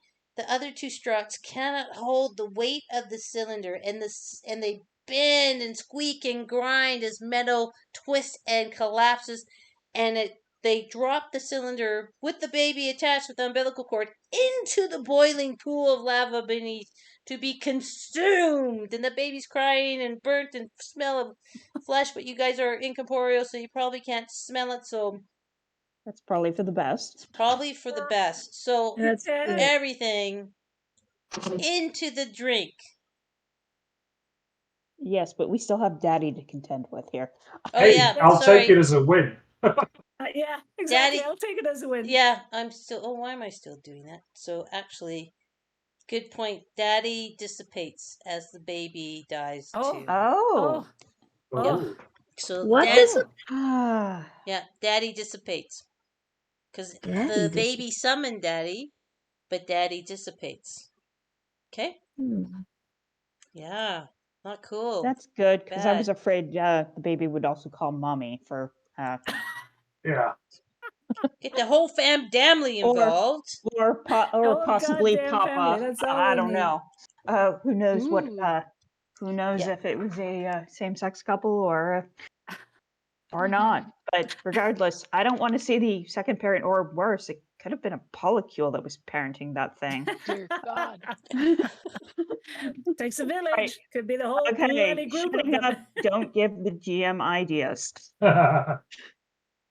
No, do give me ideas. So, So the baby, Yeah. everything, the struts, the cylinder have all gone into the drink along with the life stone into the lava and disappears Oh, from it's view no as it longer sneaks down. glowing.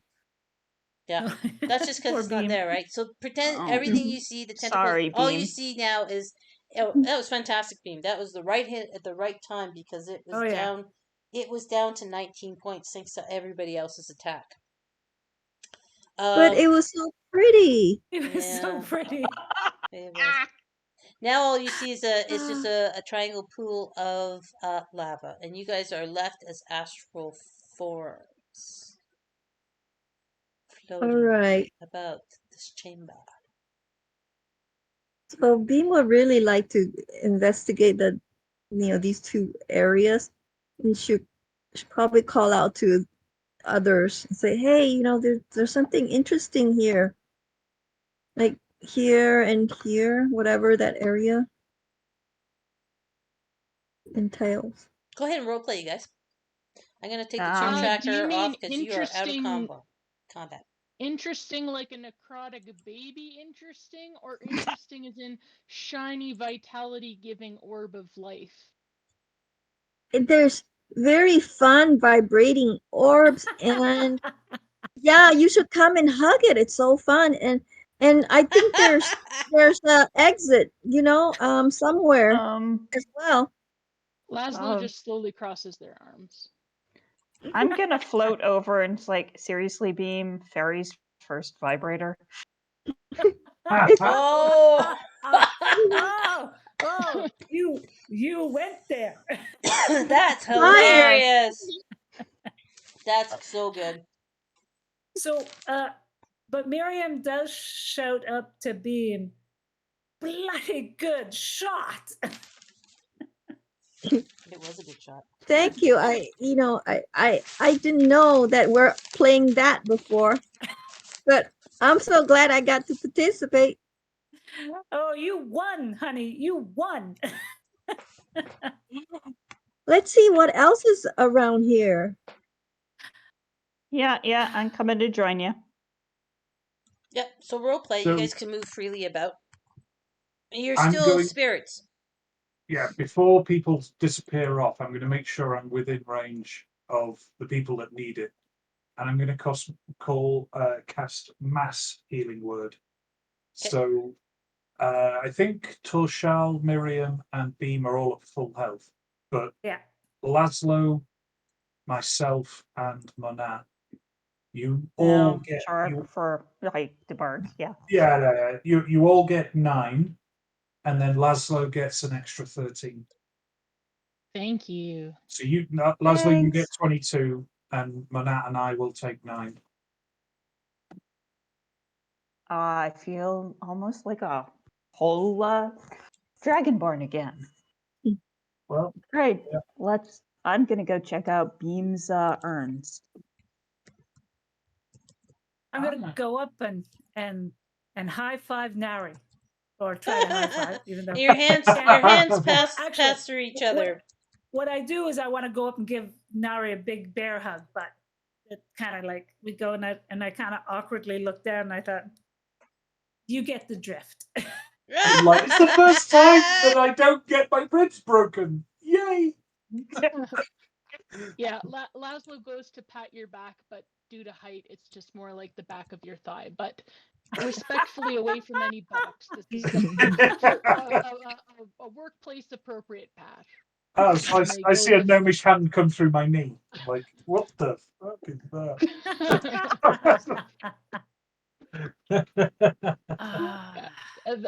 Thanks very much. So, can I check out those urns? Yeah, go ahead. You want to roll investigation, please? I would love to.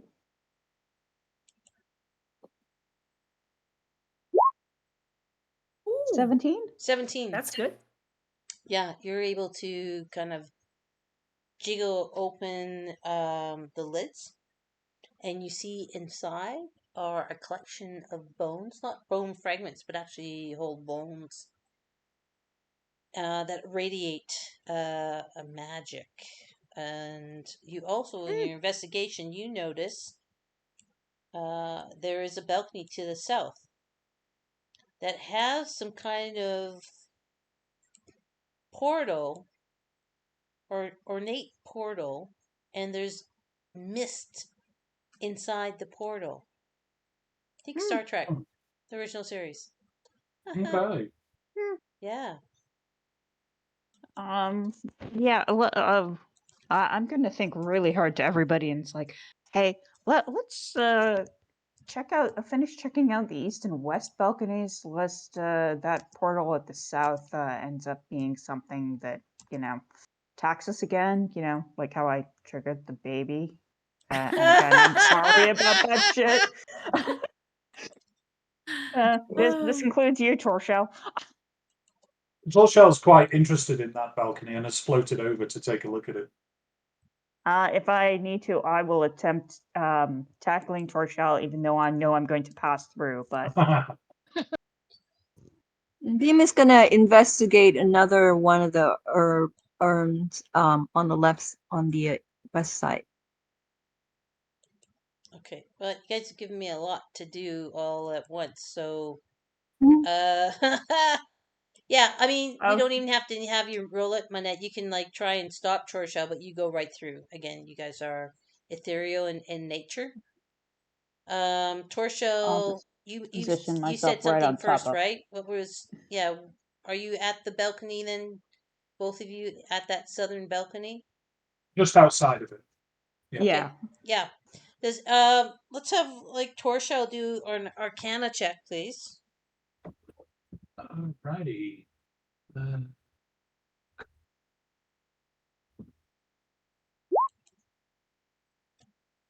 12 isn't great. It is some kind of portal. Okay. For 12, I can't really give you much more than that, unfortunately. I'll be like, yep, that's magic. Yeah. I'm- And then Beam, you were going over there. You find more of the same containers.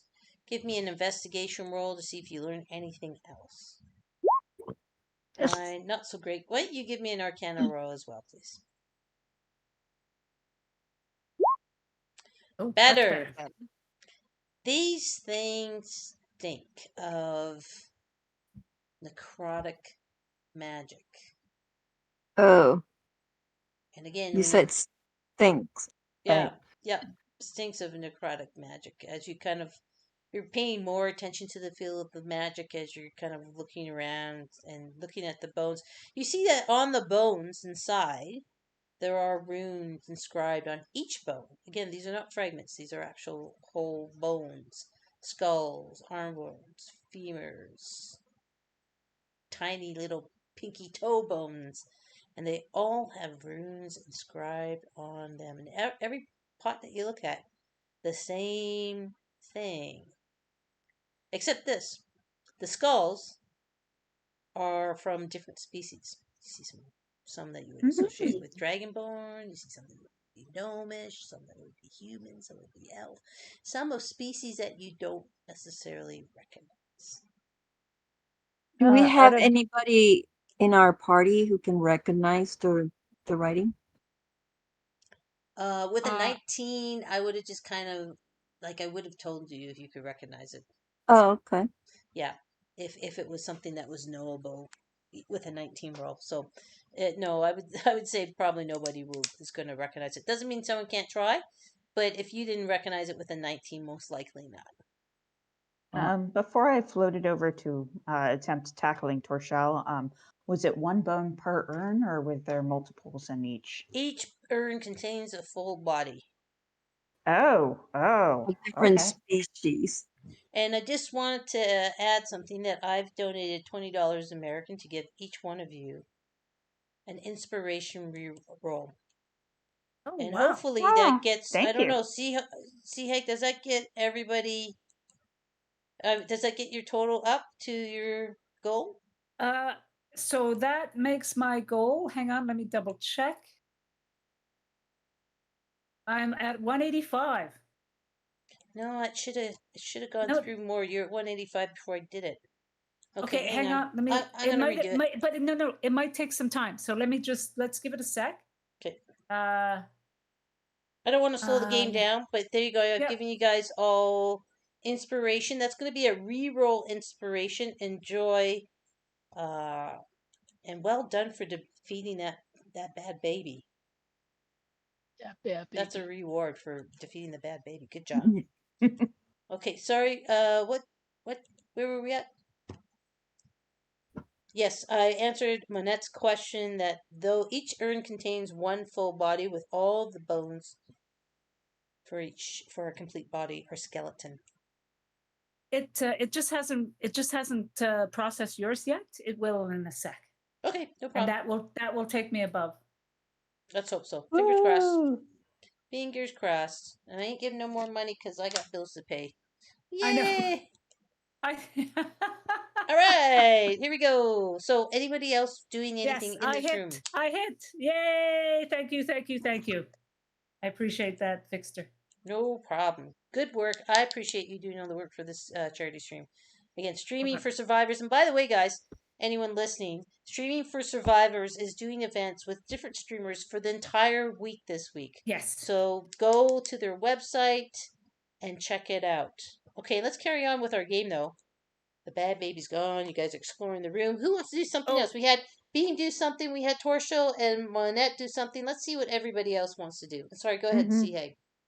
Well, I wanted to do, I was thinking about seeing if there's anything to investigate or see with regards to what was left from this, or have they all just disappeared? Disappeared into the lava. All right. So you're saying the baby was denser than the molten rock. Cool. Yep. Or basically it was consumed by it, probably. It sunk into the molten lava. Oh, That's all I'm going to say. I'm not going to tell you guys anything more. It's sunk into the molten lava, and you cannot see what's underneath there. Okay, can I just see what's up here? Is there a door? Does it go someplace? Yes, it is a skeleton door. Like it's a weird door that has weird shaped keys, shapes in different shapes. Weird All right. shape holes. So square, triangle, hexagon, blah blah blah. Roll an insight, please. Miriam. Insight. Insight. Right here. 10. Oh, that's 10. That's not very good. But you've seen that Ah. key before in the fountain with that little fucker that was running around with the skeleton with the weird shape on his head. Yes. I guess 10's good enough for you to remember that because that did actually happen to you guys. And I Don't think you have one of those you had the keys, wasn't flashback to that. You had the flashback to that. Right. But let's remember you're a ghost and Oh, you yes. actually don't have anything physically on you. Right. Can I pass through that door? You can try. Okay. I'm going to try to pass through the door. Okay.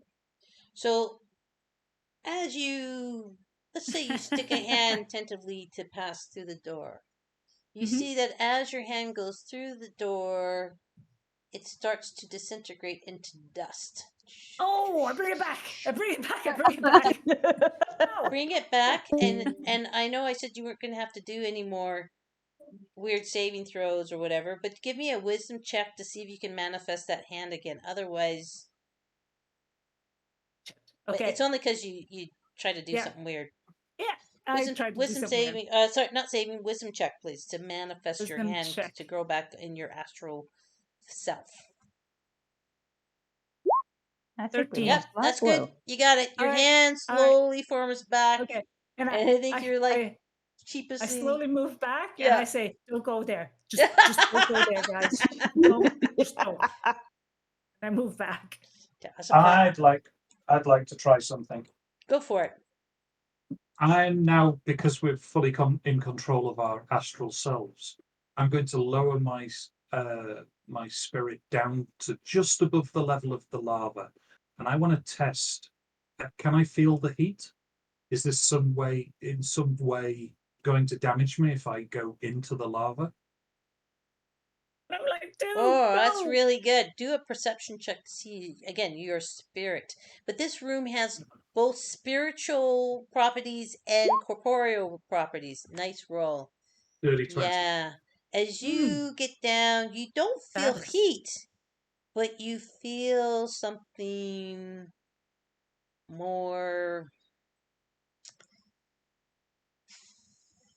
Let's say as a cleric you feel something intensely evil about this lava, and it's not like a manifestation of heat which you would associate because you only knew your physical body, but as a cleric you would feel intense evil in this lava.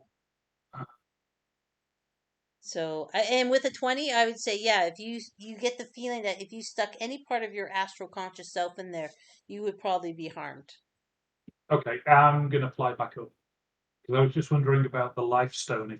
If we were in our ghost forms and it was just normal lava, that shouldn't hurt us. We'll be able to dive down and get it.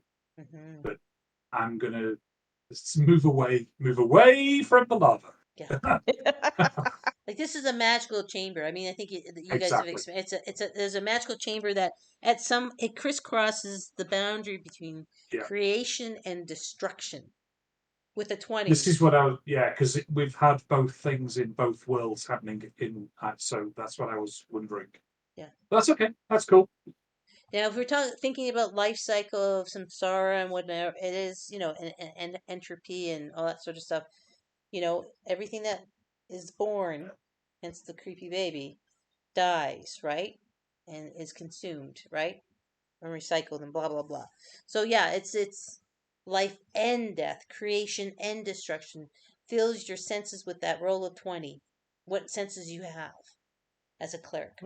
Mm-hmm. Okay. Good time to roll that 20 as well. actually. Yeah. Yeah. Good time. Good time to roll that. Okay, anybody else? Who hasn't had a turn? Laszlo, I don't think you've had a turn kind of do explory stuff. Laszlo crashed off Discord. Don't see him. Oh no. I'm assuming we're trying to actually, restart. no. I see. Laszlo, you back? Laszlo, can you speak? We cannot hear you if you can hear us. Oh, they're coming back on and off. All right, well, we'll just continue on because it is almost 9 o'clock and we go to 10, and there actually still is quite a bit left to do. I think Laszlo missed the wisdom saving throw. I can't manifest in this realm. Going bazinga. All right, anybody So, else want to do anything? Go ahead. Yeah, you could go ahead, Beam. Oh, well, Venus just wasn't, just acting naturally, and she kind of started to float towards the shiny thing. Right around here. And it's like a glowing portal sort of thing? Hell yeah. There's like glowing white mist that are going back and forth within. So think of it as a doorway, and there's mist in the frame of the doorway. So Beam is gonna get her face close to the mist, like, hello? Anyone? Oh, this is like Manette talking to the baby. What the hell, you guys? Uh-huh. Just wait, let's see. Laszlo, you back? Can you hear us? Can you speak? Yes, yeah, I'm sorry for that. It was disconnecting on me. No, Yeah, we just want to make sure you're back. Now, Beam sticking her face up to the portal saying hello, but before we figure out if she gets a response or not, or if they get a response or not, can you please, I want you to have a chance to do something since you kind of beaked off in and out, in and out. So please, is there anything in this room or this chamber you want to do? Everyone else has had a turn but you. I was gonna see if I could read the glyphs on one of the bones. I have comprehend languages. Okay.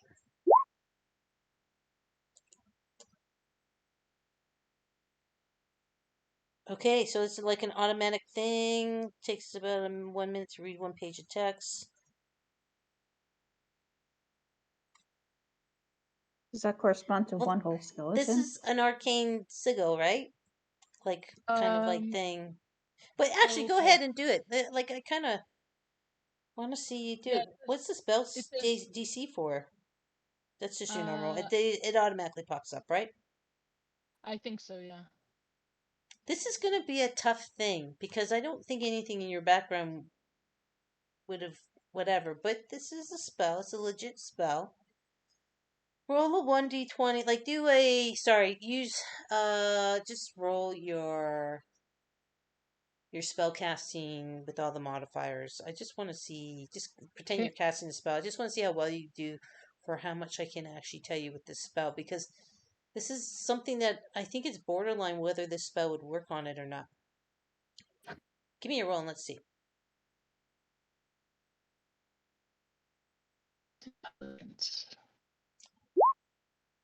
Oh. Now, I don't know if you saw, I did a $20 donation. You have inspiration. I would strongly suggest you use it and re-roll that. Indeed, that would be the plan. Okay.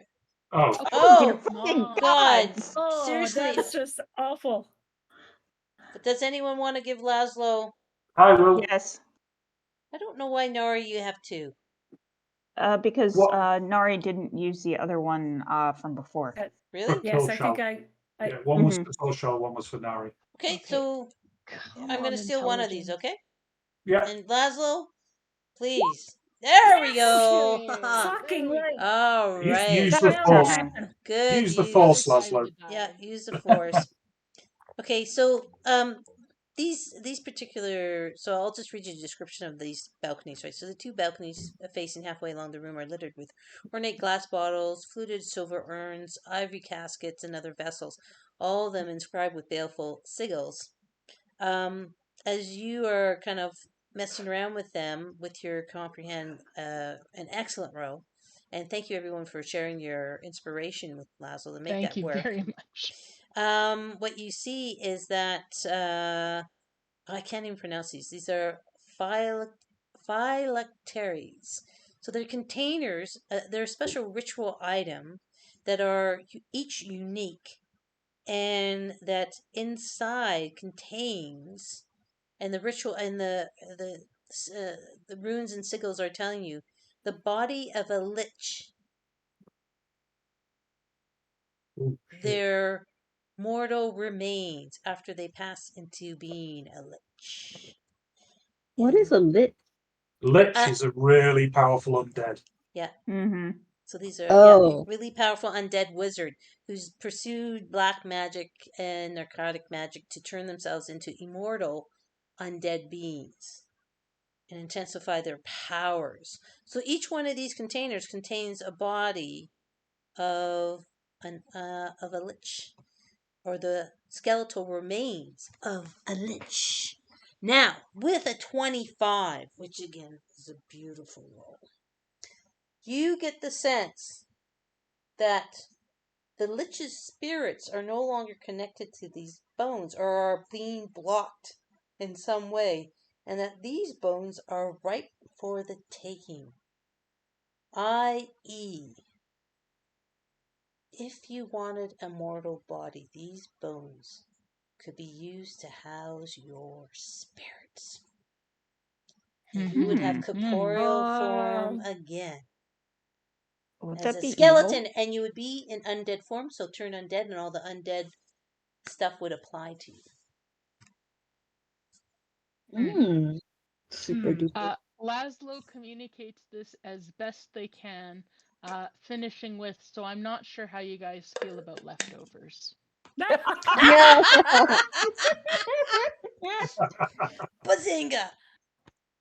Brilliant. What races do we have? All races, even races you've never ever experienced before. Cool. I want to choose something I've never understood before. All right. But we'd be undead, right? Well, it's better than being Yeah. spirit form. Yeah. It's one step closer to getting back to life.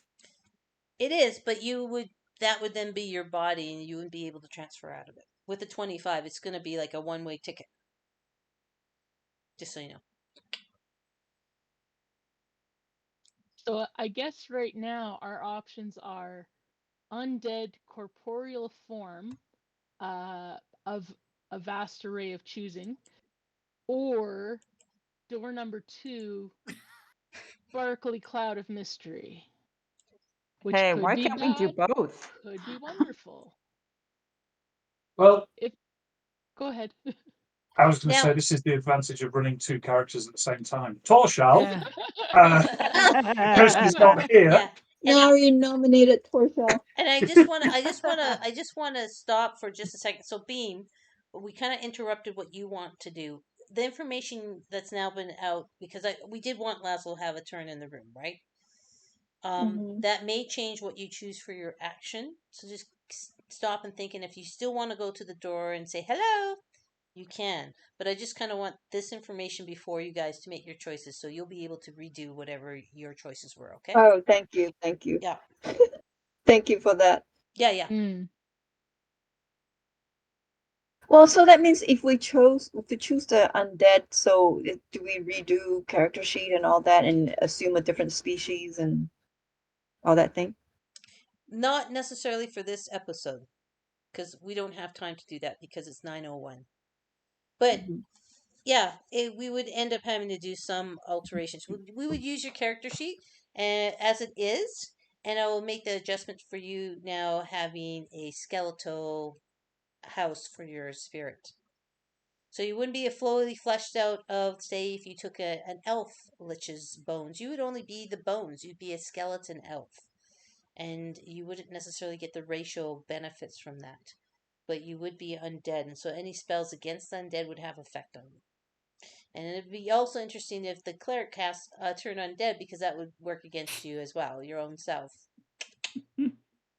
So it's a weird choice, but it is an option if you choose to take it. On examination, does Torshal find any skulls which have large protruding fins at the back? Gosh, we don't need, I wish we had luck rolls like in Cthulhu.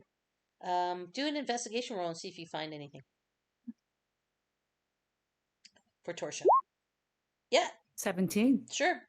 A hammerhead, just like the one in like Wakanda Forever. That guy that had the hammerhead headdress. You definitely find something that looks very similar to that. A species that looks similar to that.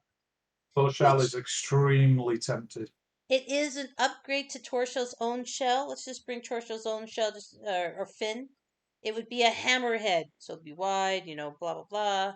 Yeah, it would be definitely an upgrade as far as fins would be. So no more fin envy, Torshall, if you did that. But you'd also have, you don't have flesh now anyway, so it's like Life of Brian. You come in with nothing, you die with nothing. What have you lost? Nothing. Come out! He's a very naughty boy. All right, so let's make some choices here. Now, I'm just pushing you because we only have an hour left. Yep.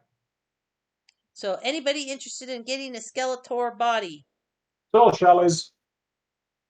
Okay. Torshall, put yourself what can I on say? top of one of these things. Put your token on top of If one of there's a the spare jugs. Dragonborn, I'll take it. Really? Okay. Roll a investigation. See if you can find one. Because I did say they were there, but let's see if you can find one. Oh, hell yeah! Yes. Holy crap! There you go. Nice. I'm having flashbacks to that bone dragon we fought, Seahag. All those bone dragons. So go ahead and stick your token on top of one of the urns. There you go. Who else? Anybody? Not sure. Like anything in life, there's pros and cons to this choice. And I can't reveal everything until you've made your decision. And it won't be a well-informed decision or a well-educated decision because this is Dungeons and Dragons. It's never that easy.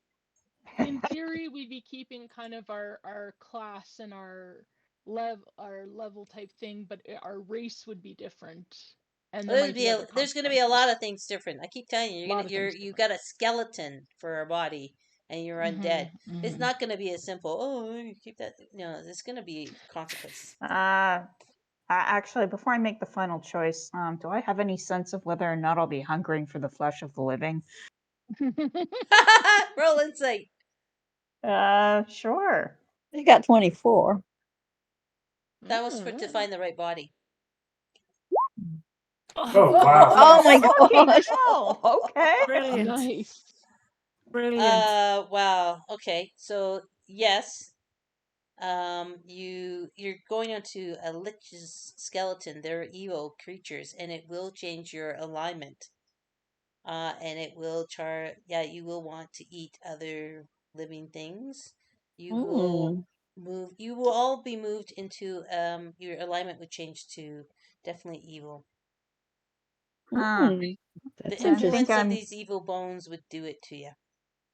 I think I'm going to spurn that and remain something spirity. Well, yeah, are you telling Torshall about this? Yes, I'm telling Torshall that you too will hunger for the flesh of living sapient beings, for they are tasty, and I'm just not gonna go there. Well, the second row of teeth in Torshall's mouth kind of grinned for a second and thinking, do I tell them now? Or do I? Yeah, okay, I'll probably not. So let's just talk about evil real quick. Characters in line with evil will eliminate others, cause them harm, and make them miserable. They do not feel remorse for their actions. This may empower some of you, and will take down anyone, whether those people are innocent or not. Characters may be aligned with evil for many different reasons. For example, it could be because they follow an evil deity, they work for an evil master, or just because they enjoy it. And in your case, it's because you're accepting and embracing a bond with evil bones of evil wizards that have turned into licks. So it's like a taint. It's a taint. So essentially, they're sociopaths. Yeah, and you would pick that up because that would be your physical anchor to the corporeal world. So the bones would exert a huge influence on you because they are your corporeal connection.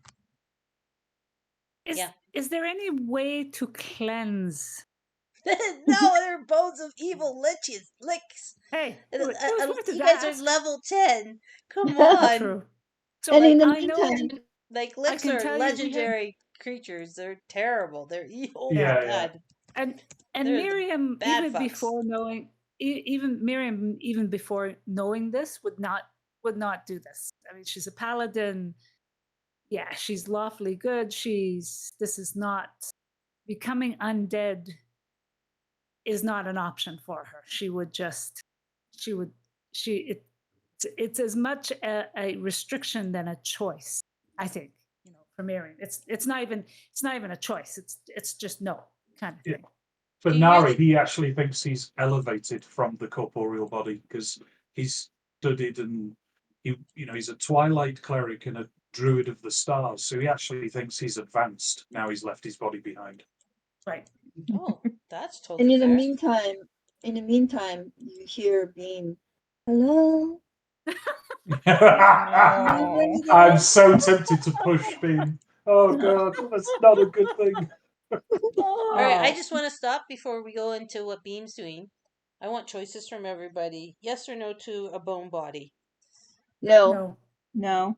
Everyone's a strong no? Boy, hang on, Nari's a strong no. Torshal is a... I am so Maybe. tempted, I want to hammerhead. What is Torshel's alignment right now? Torshal's alignment, that's a really good question. No? Because you got to think about how that actually, I mean, as their character, what their alignment is, and would they actually do something like that? Find it. Core. Because that would be so funny if you did that to Torshel's player. Oh, That's what Torshal's happens. neutral good. That's what happens when you don't turn up. Yeah, when you don't turn Well, up. I lost all my bloody You armor. used to lose 'Cause your you went for pants, now you chicken wings lose your without whole us. body. That's it. Where's And my your skin? alignment. So, Yeah. good characters care about others, act in ways that help and benefit them. They protect the innocent, defend the weak, and go out of their way to help others. So, does that help you make the choice for Torshell? They're neutral good, knowing that they would be bringing evil Can we back? make a group choice so I'm not the one that Torshell blames when they No, come well, back? we could have you roll. Oh, Let's yeah, look at. actually, why don't you do that? Let's look at Torshell's sheet though. Let's just look at Torshell's sheet, and we are videotaping it so that Torshell knows we did it in a kind of a let the dice gods do what they say. And let's look at Torshell's characteristics. I'm insatiably curious about the seeming infinite forms and adaptations of life. Uh-oh, I can't resist prying into anything forbidden, since it must be terribly interesting. Sorry. Okay, go. Hey guys, don't change. Don't change out of the core. We're reading it, right? Okay. So no, quit changing out of the core. Jeez, you guys, stop fucking with the sheet. Okay, ideas, knowledge, understanding the world is more important than what you do with your knowledge. Today is more important than what you do with your neutral. Okay, and then for bonds, in my laboratory, I discovered something I think could eliminate half the life on Ravnica. Oh my god, they're Frankenstein. Torshell's really Frankenstein. I'll take any risk to earn recognition for my scientific and magical brilliance. I don't even think we need to roll. This choice is 100% they would. Oh yeah, yeah. Are you guys all in agreement that is in keeping with the ideas that the player chose for this character? Oh yeah, totally, yeah, absolutely. Oh, who wants to help Torshell cast spell to imbue their spirit into this thing, into this giant hammerhead lich's bones? I will. I may not want to make that choice for myself, but who am I to say no to Torshell poking into the forbidden things? Could I try and bring going way over? Yeah, I was actually. I'm thinking I'm going to try and influence in a divine way. I'm going to try and bring some divine protection upon Torshell's spirit as it enters this evil body. That's an interesting thing. Let me see if I have anything. I don't think I do. With what kind of intent? To protect her spirit, or their spirit, sorry. To protect their spirit. I want. I've got a bunch of different healing and blessing and all sorts of buff type magic. So you want to try and counteract the evilness of the bones? I want to allow, if that's their wish to manifest themselves and advance themselves as because they can't resist, then I'm willing to allow them to make their own choices. I don't like trying to force people to abide by what I think. They get to choose their own path. Okay. But they are my friend and they are my party. So if there's going to something bad happen to them, I'm going to try and use whatever good power I have to minimize that. I like where your head's at. You do have one inspiration, and we can use it for something narratively interesting. How would we go about doing this? That's I love that idea.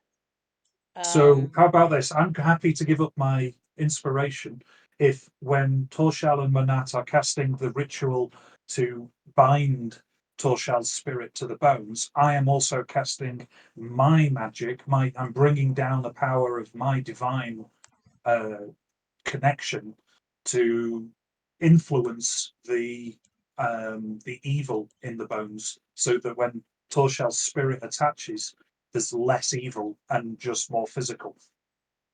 No, I like it. I like it a lot. So how do we do that? Let's figure out how we're gonna do that. Let me Actually, go ahead. would something like remove curse help? It's not a curse though. It's a innate It's not like a curse. these are level 20 creatures. You guys are level Oh, 10. The Yeah. bones are licks, I can't explain enough that these are like the baddest of the bad dudes. So it's Yeah. going to be a very, very tough thing to try to pull off. But I still respect the attempt. I think it's a really smart idea, and I think it's totally keeping in character. I'm Totally happy like to it. burn whatever level of spell slots, like not just one, but if you say it's going to take 20 levels of spell slots, I'm willing to burn those spell slots to power my influence over the ritual as Torshal's spirit gets bound. And I'm also willing to help in any way if I can. I was looking through my spells. Of course, I don't have a lot of spells, but I think your presence, just come over and stand by the side of us, because your auras and your spirit yes, itself is a benefit to people who are close to you. true. And I also have some spell slots that I'm also willing to sacrifice. if while I'm helping Torshal, if I'm allowed to, I would also sacrifice whatever spell slots I have left. Okay, let's hang on here because there's a lot of spell slots. So, Manette, if you're going to help Torshal do the transformation, your magic will be busy working with their magic to Okay. imbue their. So we're gonna, unfortunately, but I love your offer. I appreciate the generosity of it. I think let's just keep it to like Nori, the clerics. It makes sense to the clerics who are clerics of good for the most part, right? Your guys' alignments, I'm assuming, are either chaotic good or lawful good or something like that. Are they not? As a paladin and a cleric, what are your lawful alignments? good. I'm neutral good, yes. Okay, so you're good. You're good. Yeah. Yeah, I'm lawful good. Yeah. I also have I have in my hang on in my inventory I have a feather from an angel's wing. Oh. Where the hell did you Ooh. get that? That's part of my I think it's part of my because it's part of my paladin and it's part of my I think being part of this Boros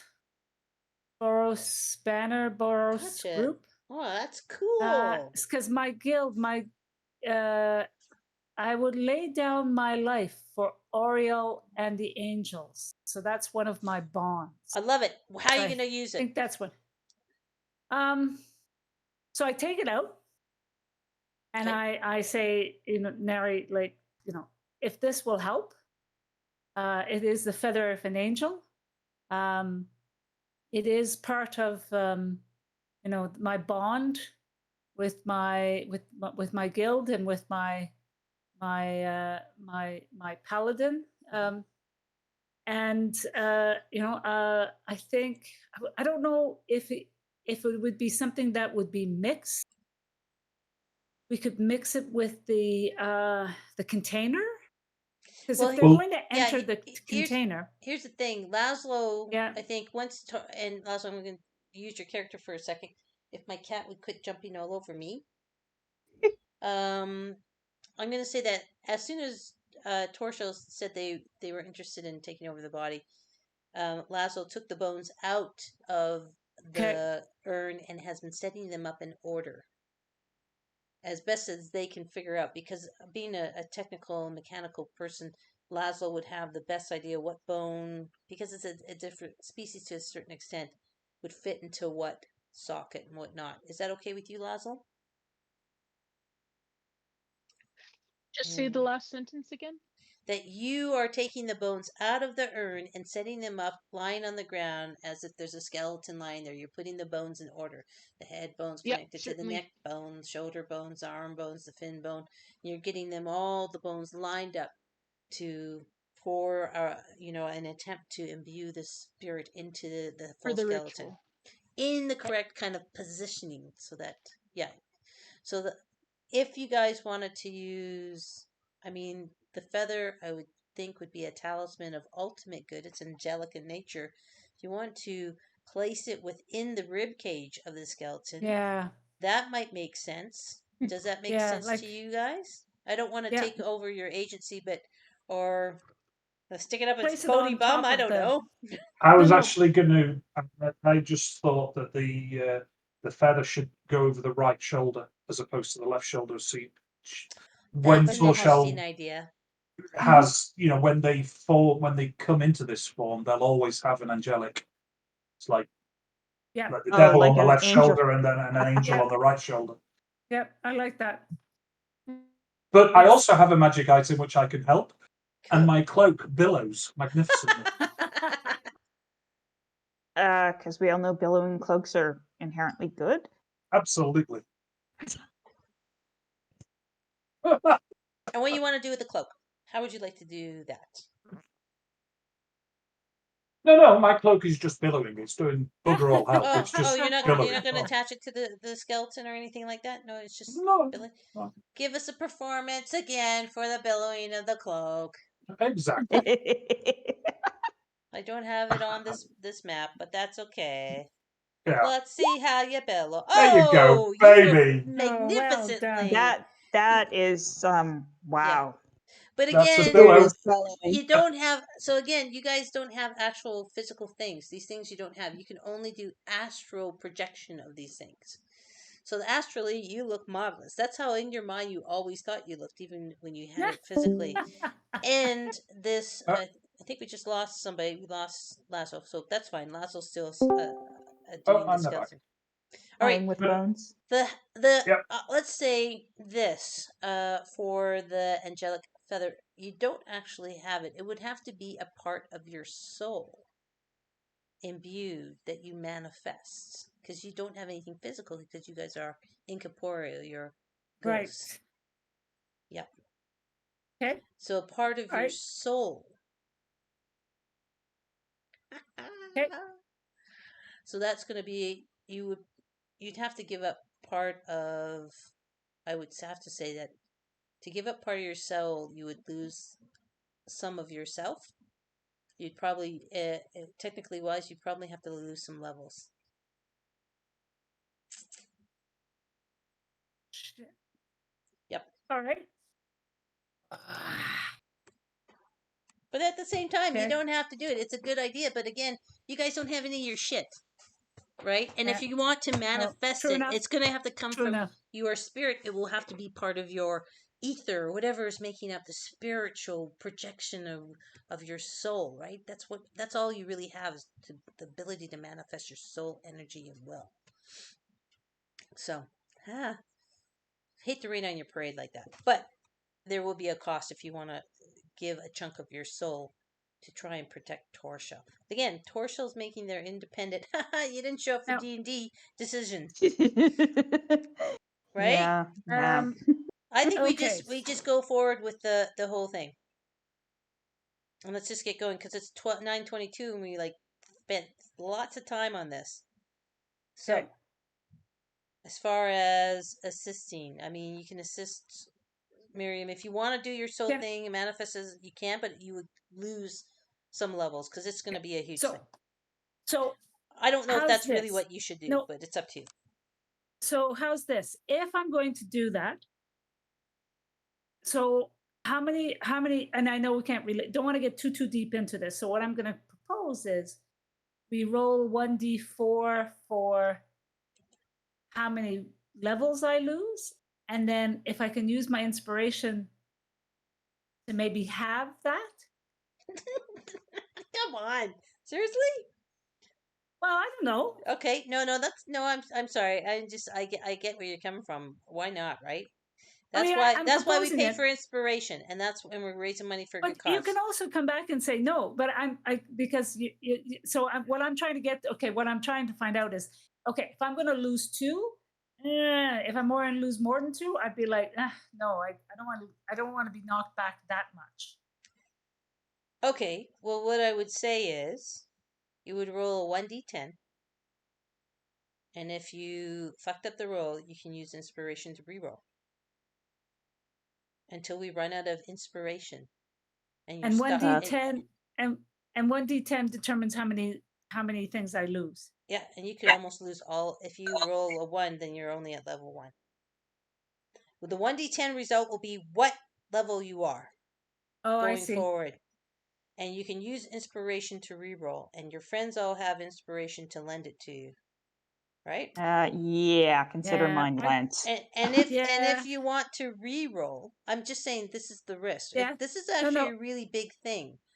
It right? It is. You're carving out a piece of your soul as a paladin. Yeah, I know. But I don't want to. Yeah, I don't want to take that risk. You can. I'm not saying you can't, and I am saying you could use your inspiration to reroll. Yeah, but I've seen my rolls, even with inspirations. You've been rolling okay tonight.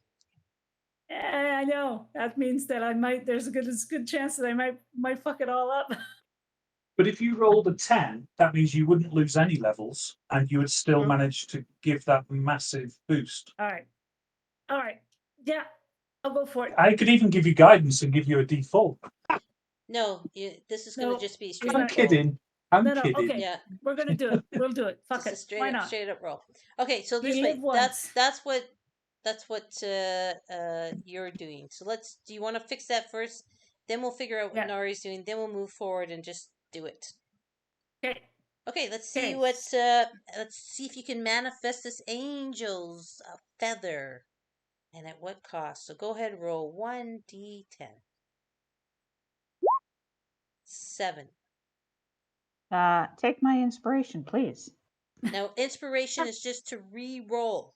You have to re-roll. Yes. Okay. So we're using Nari's inspiration. I'm going to take that away. No, Monette. No, Monette. Okay, don't give it to me then. Yes, take it away.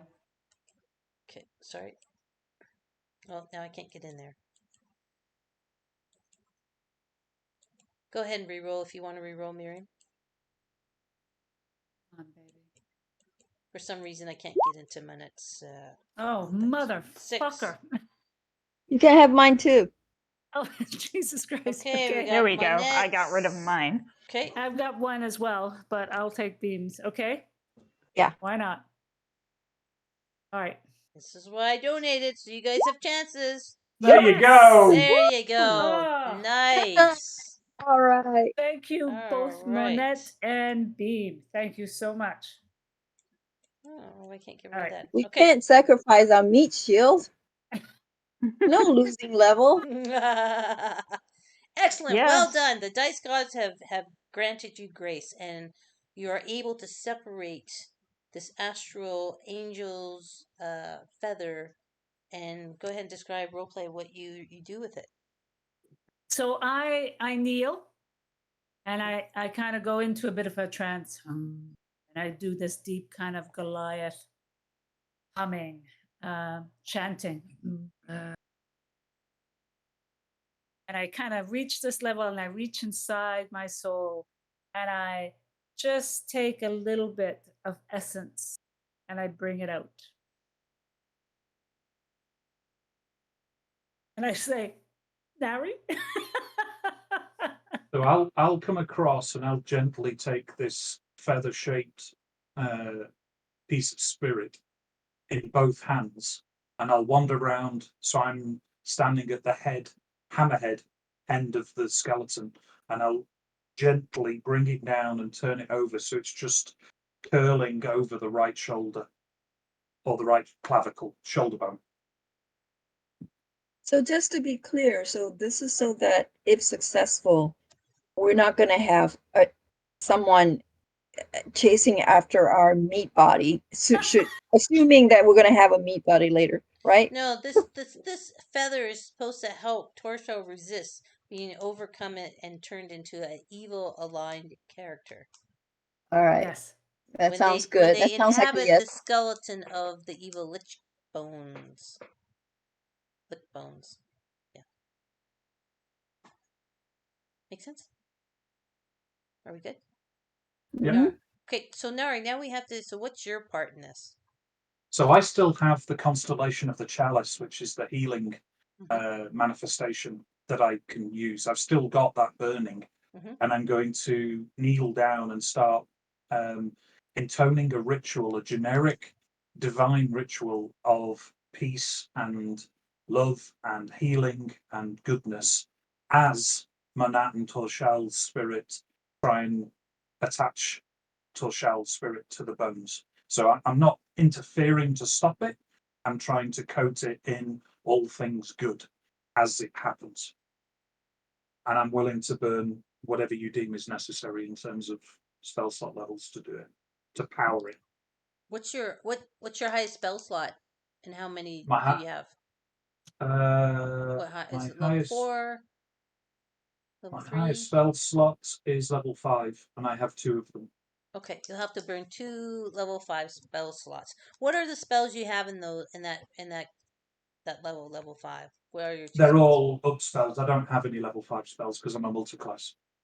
So the highest spells that I have are 3rd level spells that I upcast using 4th and 5th level slots. Okay, so what are the spells that you have then, the 3rd level spells? Oh, absorb elements, aid, aura of vitality, beacon of hope, bless, cure wounds, dispel magic, flame blade, guiding bolt, healing word, heat metal, hold person, Lehman's tiny hub, life transference, mass healing word, moonbeam, Maybe it's just revivify. easier if I look at it. Yeah. Do you mind if I take a look at your Need a bit. character sheet? I'm gonna take a look. I'm just gonna go into your spells. Yeah. I don't think you want to do dispel magic because that would ruin the ritual and everything would fall apart. Let's take a look. Spiritual. Revivify makes sense. Creature returns to life. How come I don't see that? Oh, it's up there. Let's take a look. Let's pop it. Chat. You touch a creature that has died. Creature returns to life, 1 hit point. No, because that's automatic. I want something that you'll have to roll to see if it's actually going to work. Do you know what I mean? What about spirit guardians in a different form? Like if I'm trying to guard Torshal's spirit, I'm calling on spirit guardians to help. Why can I not see your spirit guardians? Where is this? I see spiritual weapon. No, it's spiritual gardens, spirit gardens. Can you pop it in the chat, please? I can't. I can copy it. Here you go. Oh, spirit gardens. There it is. Let me pop it. You link it. Yeah, sorry. I just couldn't spot it. Been a long day. Call for spirits to protect you. Oh, that one. Yeah. I want you to actually roll something. So maybe it just needs to be a straight up just spell casting roll. But the DC is going to be high. This is incredibly high. Again, I can't. I mean, the DC is going to have to be 20 at least. If you're, you know what I mean? Because this is a lick. This is crazy, and so yeah, I think we'll make it a DC. So we'll just have you do a straight up casting your spell casting ability, like your spell with all your modifiers, and see if you can make 20. Oh yes! And you do. Oh. Excellent. That is really good. So God, that's awesome. So that is good. That is really good. So I appreciate your guys' sacrifice. You're well rolling. And so when Torshell's spirit hovers above the skeleton and eventually, is covered, Nari's light of the starry-eyed form kind of merges around Torshell's spirit. Or maybe, I don't know if you want to describe this yourself, but with that aura of the starry-eyed around the spirit as it imbues into the skeleton of this hammer shark like creature, the aura of the starry-eyed or whatever will remain around that body. There's always going to be that aura around it to protect it from any evil influence of its bones. So that means their alignment will not change, except there may be moments where they are near great evil and the bones may try to manifest or try to overwhelm Torshell. So yeah, Torshell's going to remain their normal alignment for now. But if you guys get closer to evil that these bones are drawn to, I will have to make them do a check to see if they can resist the pull of the bones. But thanks to your sacrifice, and yes, they have one wing on the right side that's also manifesting, but it's a skeletal wing. Oh, Cute. interesting. Okay. Does that sound fair? So Yep. normally, if you More guys than hadn't fair. done anything, they would have changed alignment to evil. Now their alignment does not change. But the caveat is, if they come near great evil, we will have them try to do, they'll have to do like a roll to fight the evil influence of the bones. Because the influence of the bones is going to get stronger near greater evil. See what I'm saying? So they have to Yep. So fight then off possession.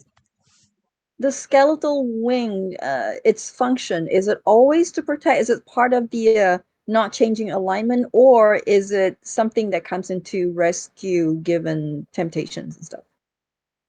No, it's basically part of making this whole thing. It's a good talisman, as part of a paladin spirit that allows the magic of Nari to enter into the spirit and into the bones. Do you see what I'm saying? Okay. Because it was attached to the bones, it opens up the magic for Nari's magic to now imbue the skeleton as an aura. Yep. So it's 2 and 2. It's like the the feather is a conduit by which Nari's twilight magic flowed through with that successful 22 roll. It wasn't a natural 22. It was a dirty 22. Yeah. So that's the balance. You needed both to kind of happen. Make sense? I think for storytelling, I think the chalice fades from me because it's being passed over.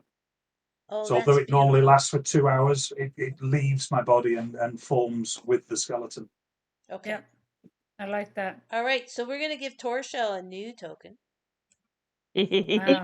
Oh, Let's show chat. Show everybody. oh my That's God. that's the best I could do on short notice. We'll try and find them something Nice. else later. Love it. Fabulous. And so they kind Those are of really like, nice teeth. yeah, I know, Yeah. right?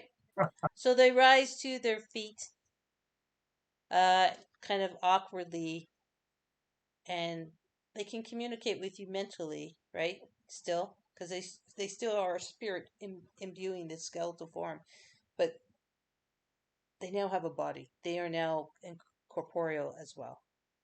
But you can still, because of this connection between the soul of Miriam and Nari, you guys will be able to communicate with Torshell mentally going forward. Sweet.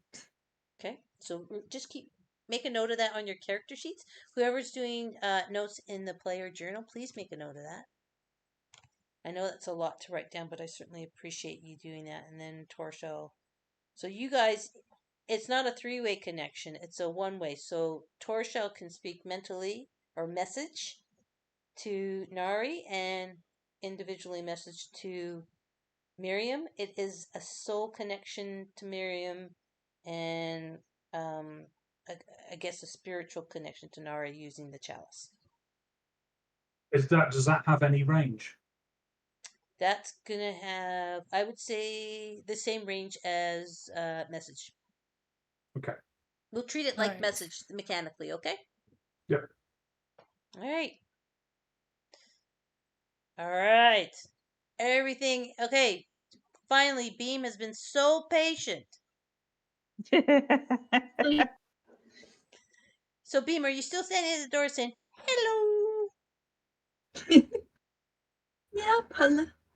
Yeah, you are. Kind of blinking her big eyes and Get closer to that portal, dreamily then. into it. Get I think she's already there. Well, not really. You're kind of standing off. Oh. I mean, are you there? Honey. Okay. Okay. Oh, that's really close. Hang on. Onto the side, please. Onto the side. Here. Okay. Well, if you do it there, nothing's gonna happen. Oh. Like, your voice just echoes back to you. It doesn't penetrate the mist. You'll have to get closer to penetrate the mist of the portal. I'm gonna just poke my face forward so that the nose kind of went through. So move your token if you're gonna get that close to it.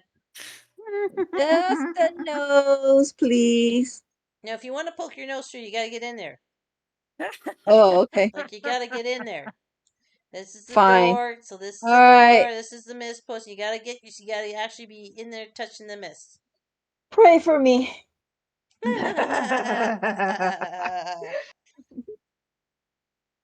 Okay, is that so? What do you say? You just go hello, or do you say anything else? No, I'm just gonna say. I'm just gonna be. Beam is just more mesmerized by its beautiful glow, and so just say hello. Great. Listen. So as you say hello, a skeleton arm reaches out through the mist and grabs you by the throat. Oh shit! Yep. Now, Mr. fucking Prees. yep. So, and then out steps. So you are grappled. Okay, I am doing this for narrative fun. Out steps this guy through the portal. He has Beam by the neck, grappled. This is what this one looks like. Oh, that's not good. And I going to know go we well. normally end at 10, and it's only 9:40, but this has got to be a place. This is the perfect place for us to stop. Cliffhanger. Yep. It's a perfect place. It's been a long day. We've done a lot for charity, but I'm thinking this is also something that I really would like Torshow's player to be here. Yep. Does that kind of make sense? And we also That need time to works. explain to Torshow's player. So, does anyone have any objections to us just like wrapping it there, and we'll come back? And we actually need something else to talk about too, because you guys are getting close to the end of this module, and Jade and I were talking what would be the next step for this group, and if you guys want to continue as a gaming group. I think depending on what happens, we may have one or two more sessions. So it's something you don't have to decide today. You can all think about. But we were thinking about once we finish this module that maybe Jaden would run a Call of Cthulhu game or campaign if you guys are interested in trying that. I know Seahag mentioned that they were interested in checking it out. I'm certainly enamored with Call of Cthulhu. I think it's a fun game, and Ren's playing in our Berlin campaign together. So I just want you guys to think about it, and obviously we have to talk to Torsho. But Jaden, what do you have anything to add to that idea? No, I can give a synopsis of the campaign I had in mind if y'all want. No. What's going on? Great. Wait. Yeah. Seahag, you did play in Where's Ann Cooper Hewitt, right? Yeah. Okay. That was fun. Yeah. That was the best time ever.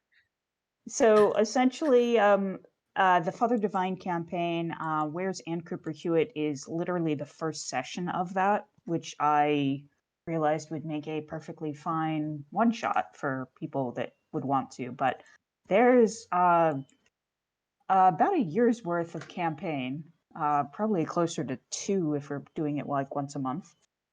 But yeah, it's kind of all over the place. Like mostly you're chasing Ann Cooper Hewitt all over the planet. It's like And Where's Waldo? in some Oh, no, respects, or yes. where in the world is Carmen Sandiego? Sorry, Something I like wasn't that. my voice. Exactly. Among other things, it's the good, the bad, the ugly, and the downright. What the fuck is up with that shit? In terms of cults. I love it. Yeah, I think it would be And great for fun. those of you who haven't played Call of Cthulhu before, I am more than delighted to teach you how. It's really easy. It's very roleplay heavy, and particularly for the Father Divine campaign, pretty much combat light. Love Cool. it. I would love it. So much What of type it of- is like solving a mystery. Like it's, you know what I mean? Like so much of it, and role playing really, like it really is a more interesting system for those of you who enjoy role playing. It's cool, but it's a skill based system too. So you do improve as time goes on.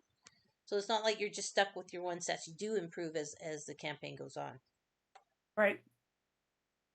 So you get better and better. And you can pick and choose what you want to get better at. It's really fun. What kind of time period is it? Is it the 1920s? Is it the 1940s? Is it It's the 1920s. 1920s? And particularly 1920 on the nose. Oh, okay. If nothing else, I wanted to catch the action in Fume, which those of you who are interested are welcome to look up if you so choose.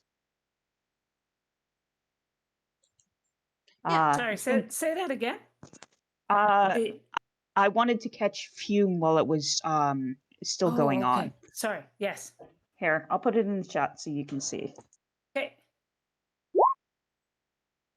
Fume, Feel free right. to look that up as you will. Yeah. Think proto-fascist. Right. Wow, I don't know what this is.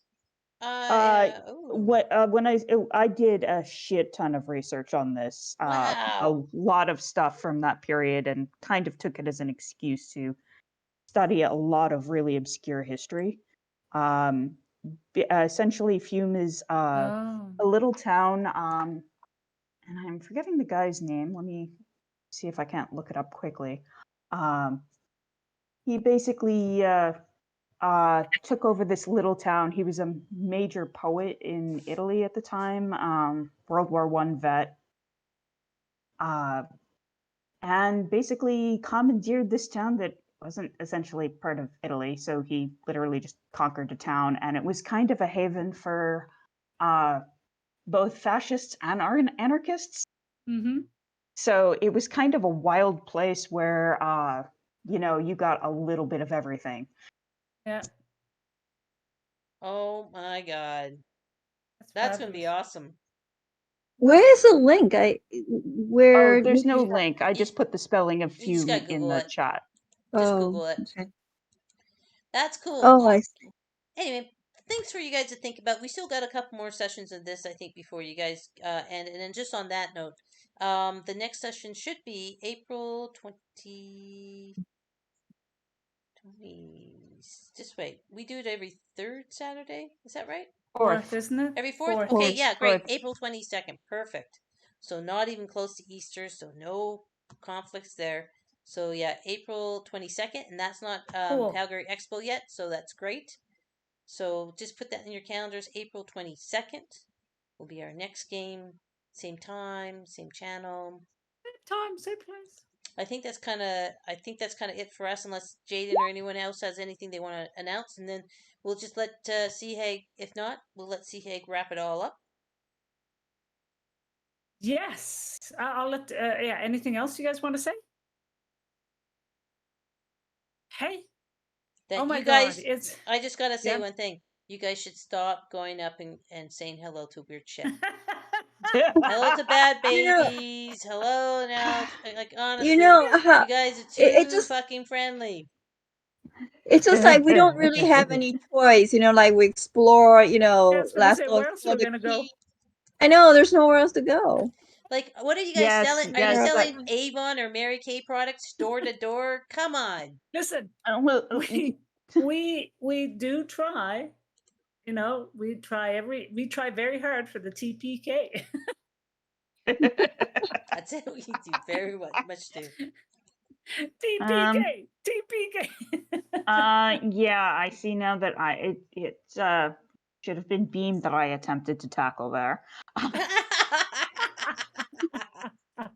100%. All right, take it away, Seahag. What a great Oh, day. What a okay. good job. It's And been I an want to just awesome give you a day. hand to you for doing the charity stream. Good job. Really proud of you. Thank you. You did a great job. 10 hours. 10 hours. It was wild. I can't understand people who do 24 hours, honest to God. Well, I'm too old for that stuff anyway. I like my sleep way too much. 10 hours, but it was great. We started at noon. We went from noon to 1:30 with Subnautica Below Zero, and I have to say, I love that game. I love Subnautica. If you guys are into open world games that has a bit open world survival games, really do check Subnautica and Subnautica Below Zero. We then did 5, maybe 5.5 hours of crazy Conan, where Grim really put us through our paces. And every 20 minutes we were being teleported in to fight big baddies, and then purge. And it was just like it was like hard. It was like the most chaotic game I have ever played. And it was like herding cats, everybody. And then this, I mean, talk about emotional ups and downs and everything. But we were able to raise over $200. So I met my target. I thank everyone. And I so I thank all my donors. And I also note that both Grim and I also came together in a team, and we definitely surpassed the team goal, primarily because he was very successful in his stream last night. Thank you all again, Wava, the Rape Crisis Center largest one in BC, located in Vancouver, running March 24th to 31st, streaming for survivors. Check out their just pop it in. Check out their website for their schedule and for other streamers. Check it all out. And yeah, there's nothing more I could ask. And thank you all. Thank you all for being a part of it as well. This D&D group has been great and supportive, and I'm glad you guys have always been very supportive of this stream in general. And again, thank you for allowing me to have this as part of this day. And that's it. I'm tired. Yeah, I bet, hey. But if you go to their website, if you scroll to the bottom, they got what's happening every day with all different streamers. So do check it out for sure. It's you just click open on the Sunday. Tomorrow there's lots of events. Click on Monday, it opens with lots of events. So spread the love around. Even if you go and just like and watch, you don't have to donate money to support them. That would be really great. Fabulous. Well, Okay. well done. Well done for putting the effort in. Well done for choosing the right charity. Thank you. Yeah, and it was Grim. Thanks, Grim, for partnering. I mean, that's fantastic. Yeah. All right. Well, thanks everybody. That's it. Have a great month. Have a happy Easter if you celebrate that sort of thing. Happy Ramadan to all of our friends who are hopefully eating right now. But and everyone just keep Passover. Yeah, Passover, everything. It's a spring is coming, and I don't know about you, but I'm ready for it. And oh my God, just yes. keep lifting each other up, doing good work, Absolutely. and lift each other up in abundance and happiness, peace and joy for everybody and for the world. Have you stopped recording, Seahag? Yeah.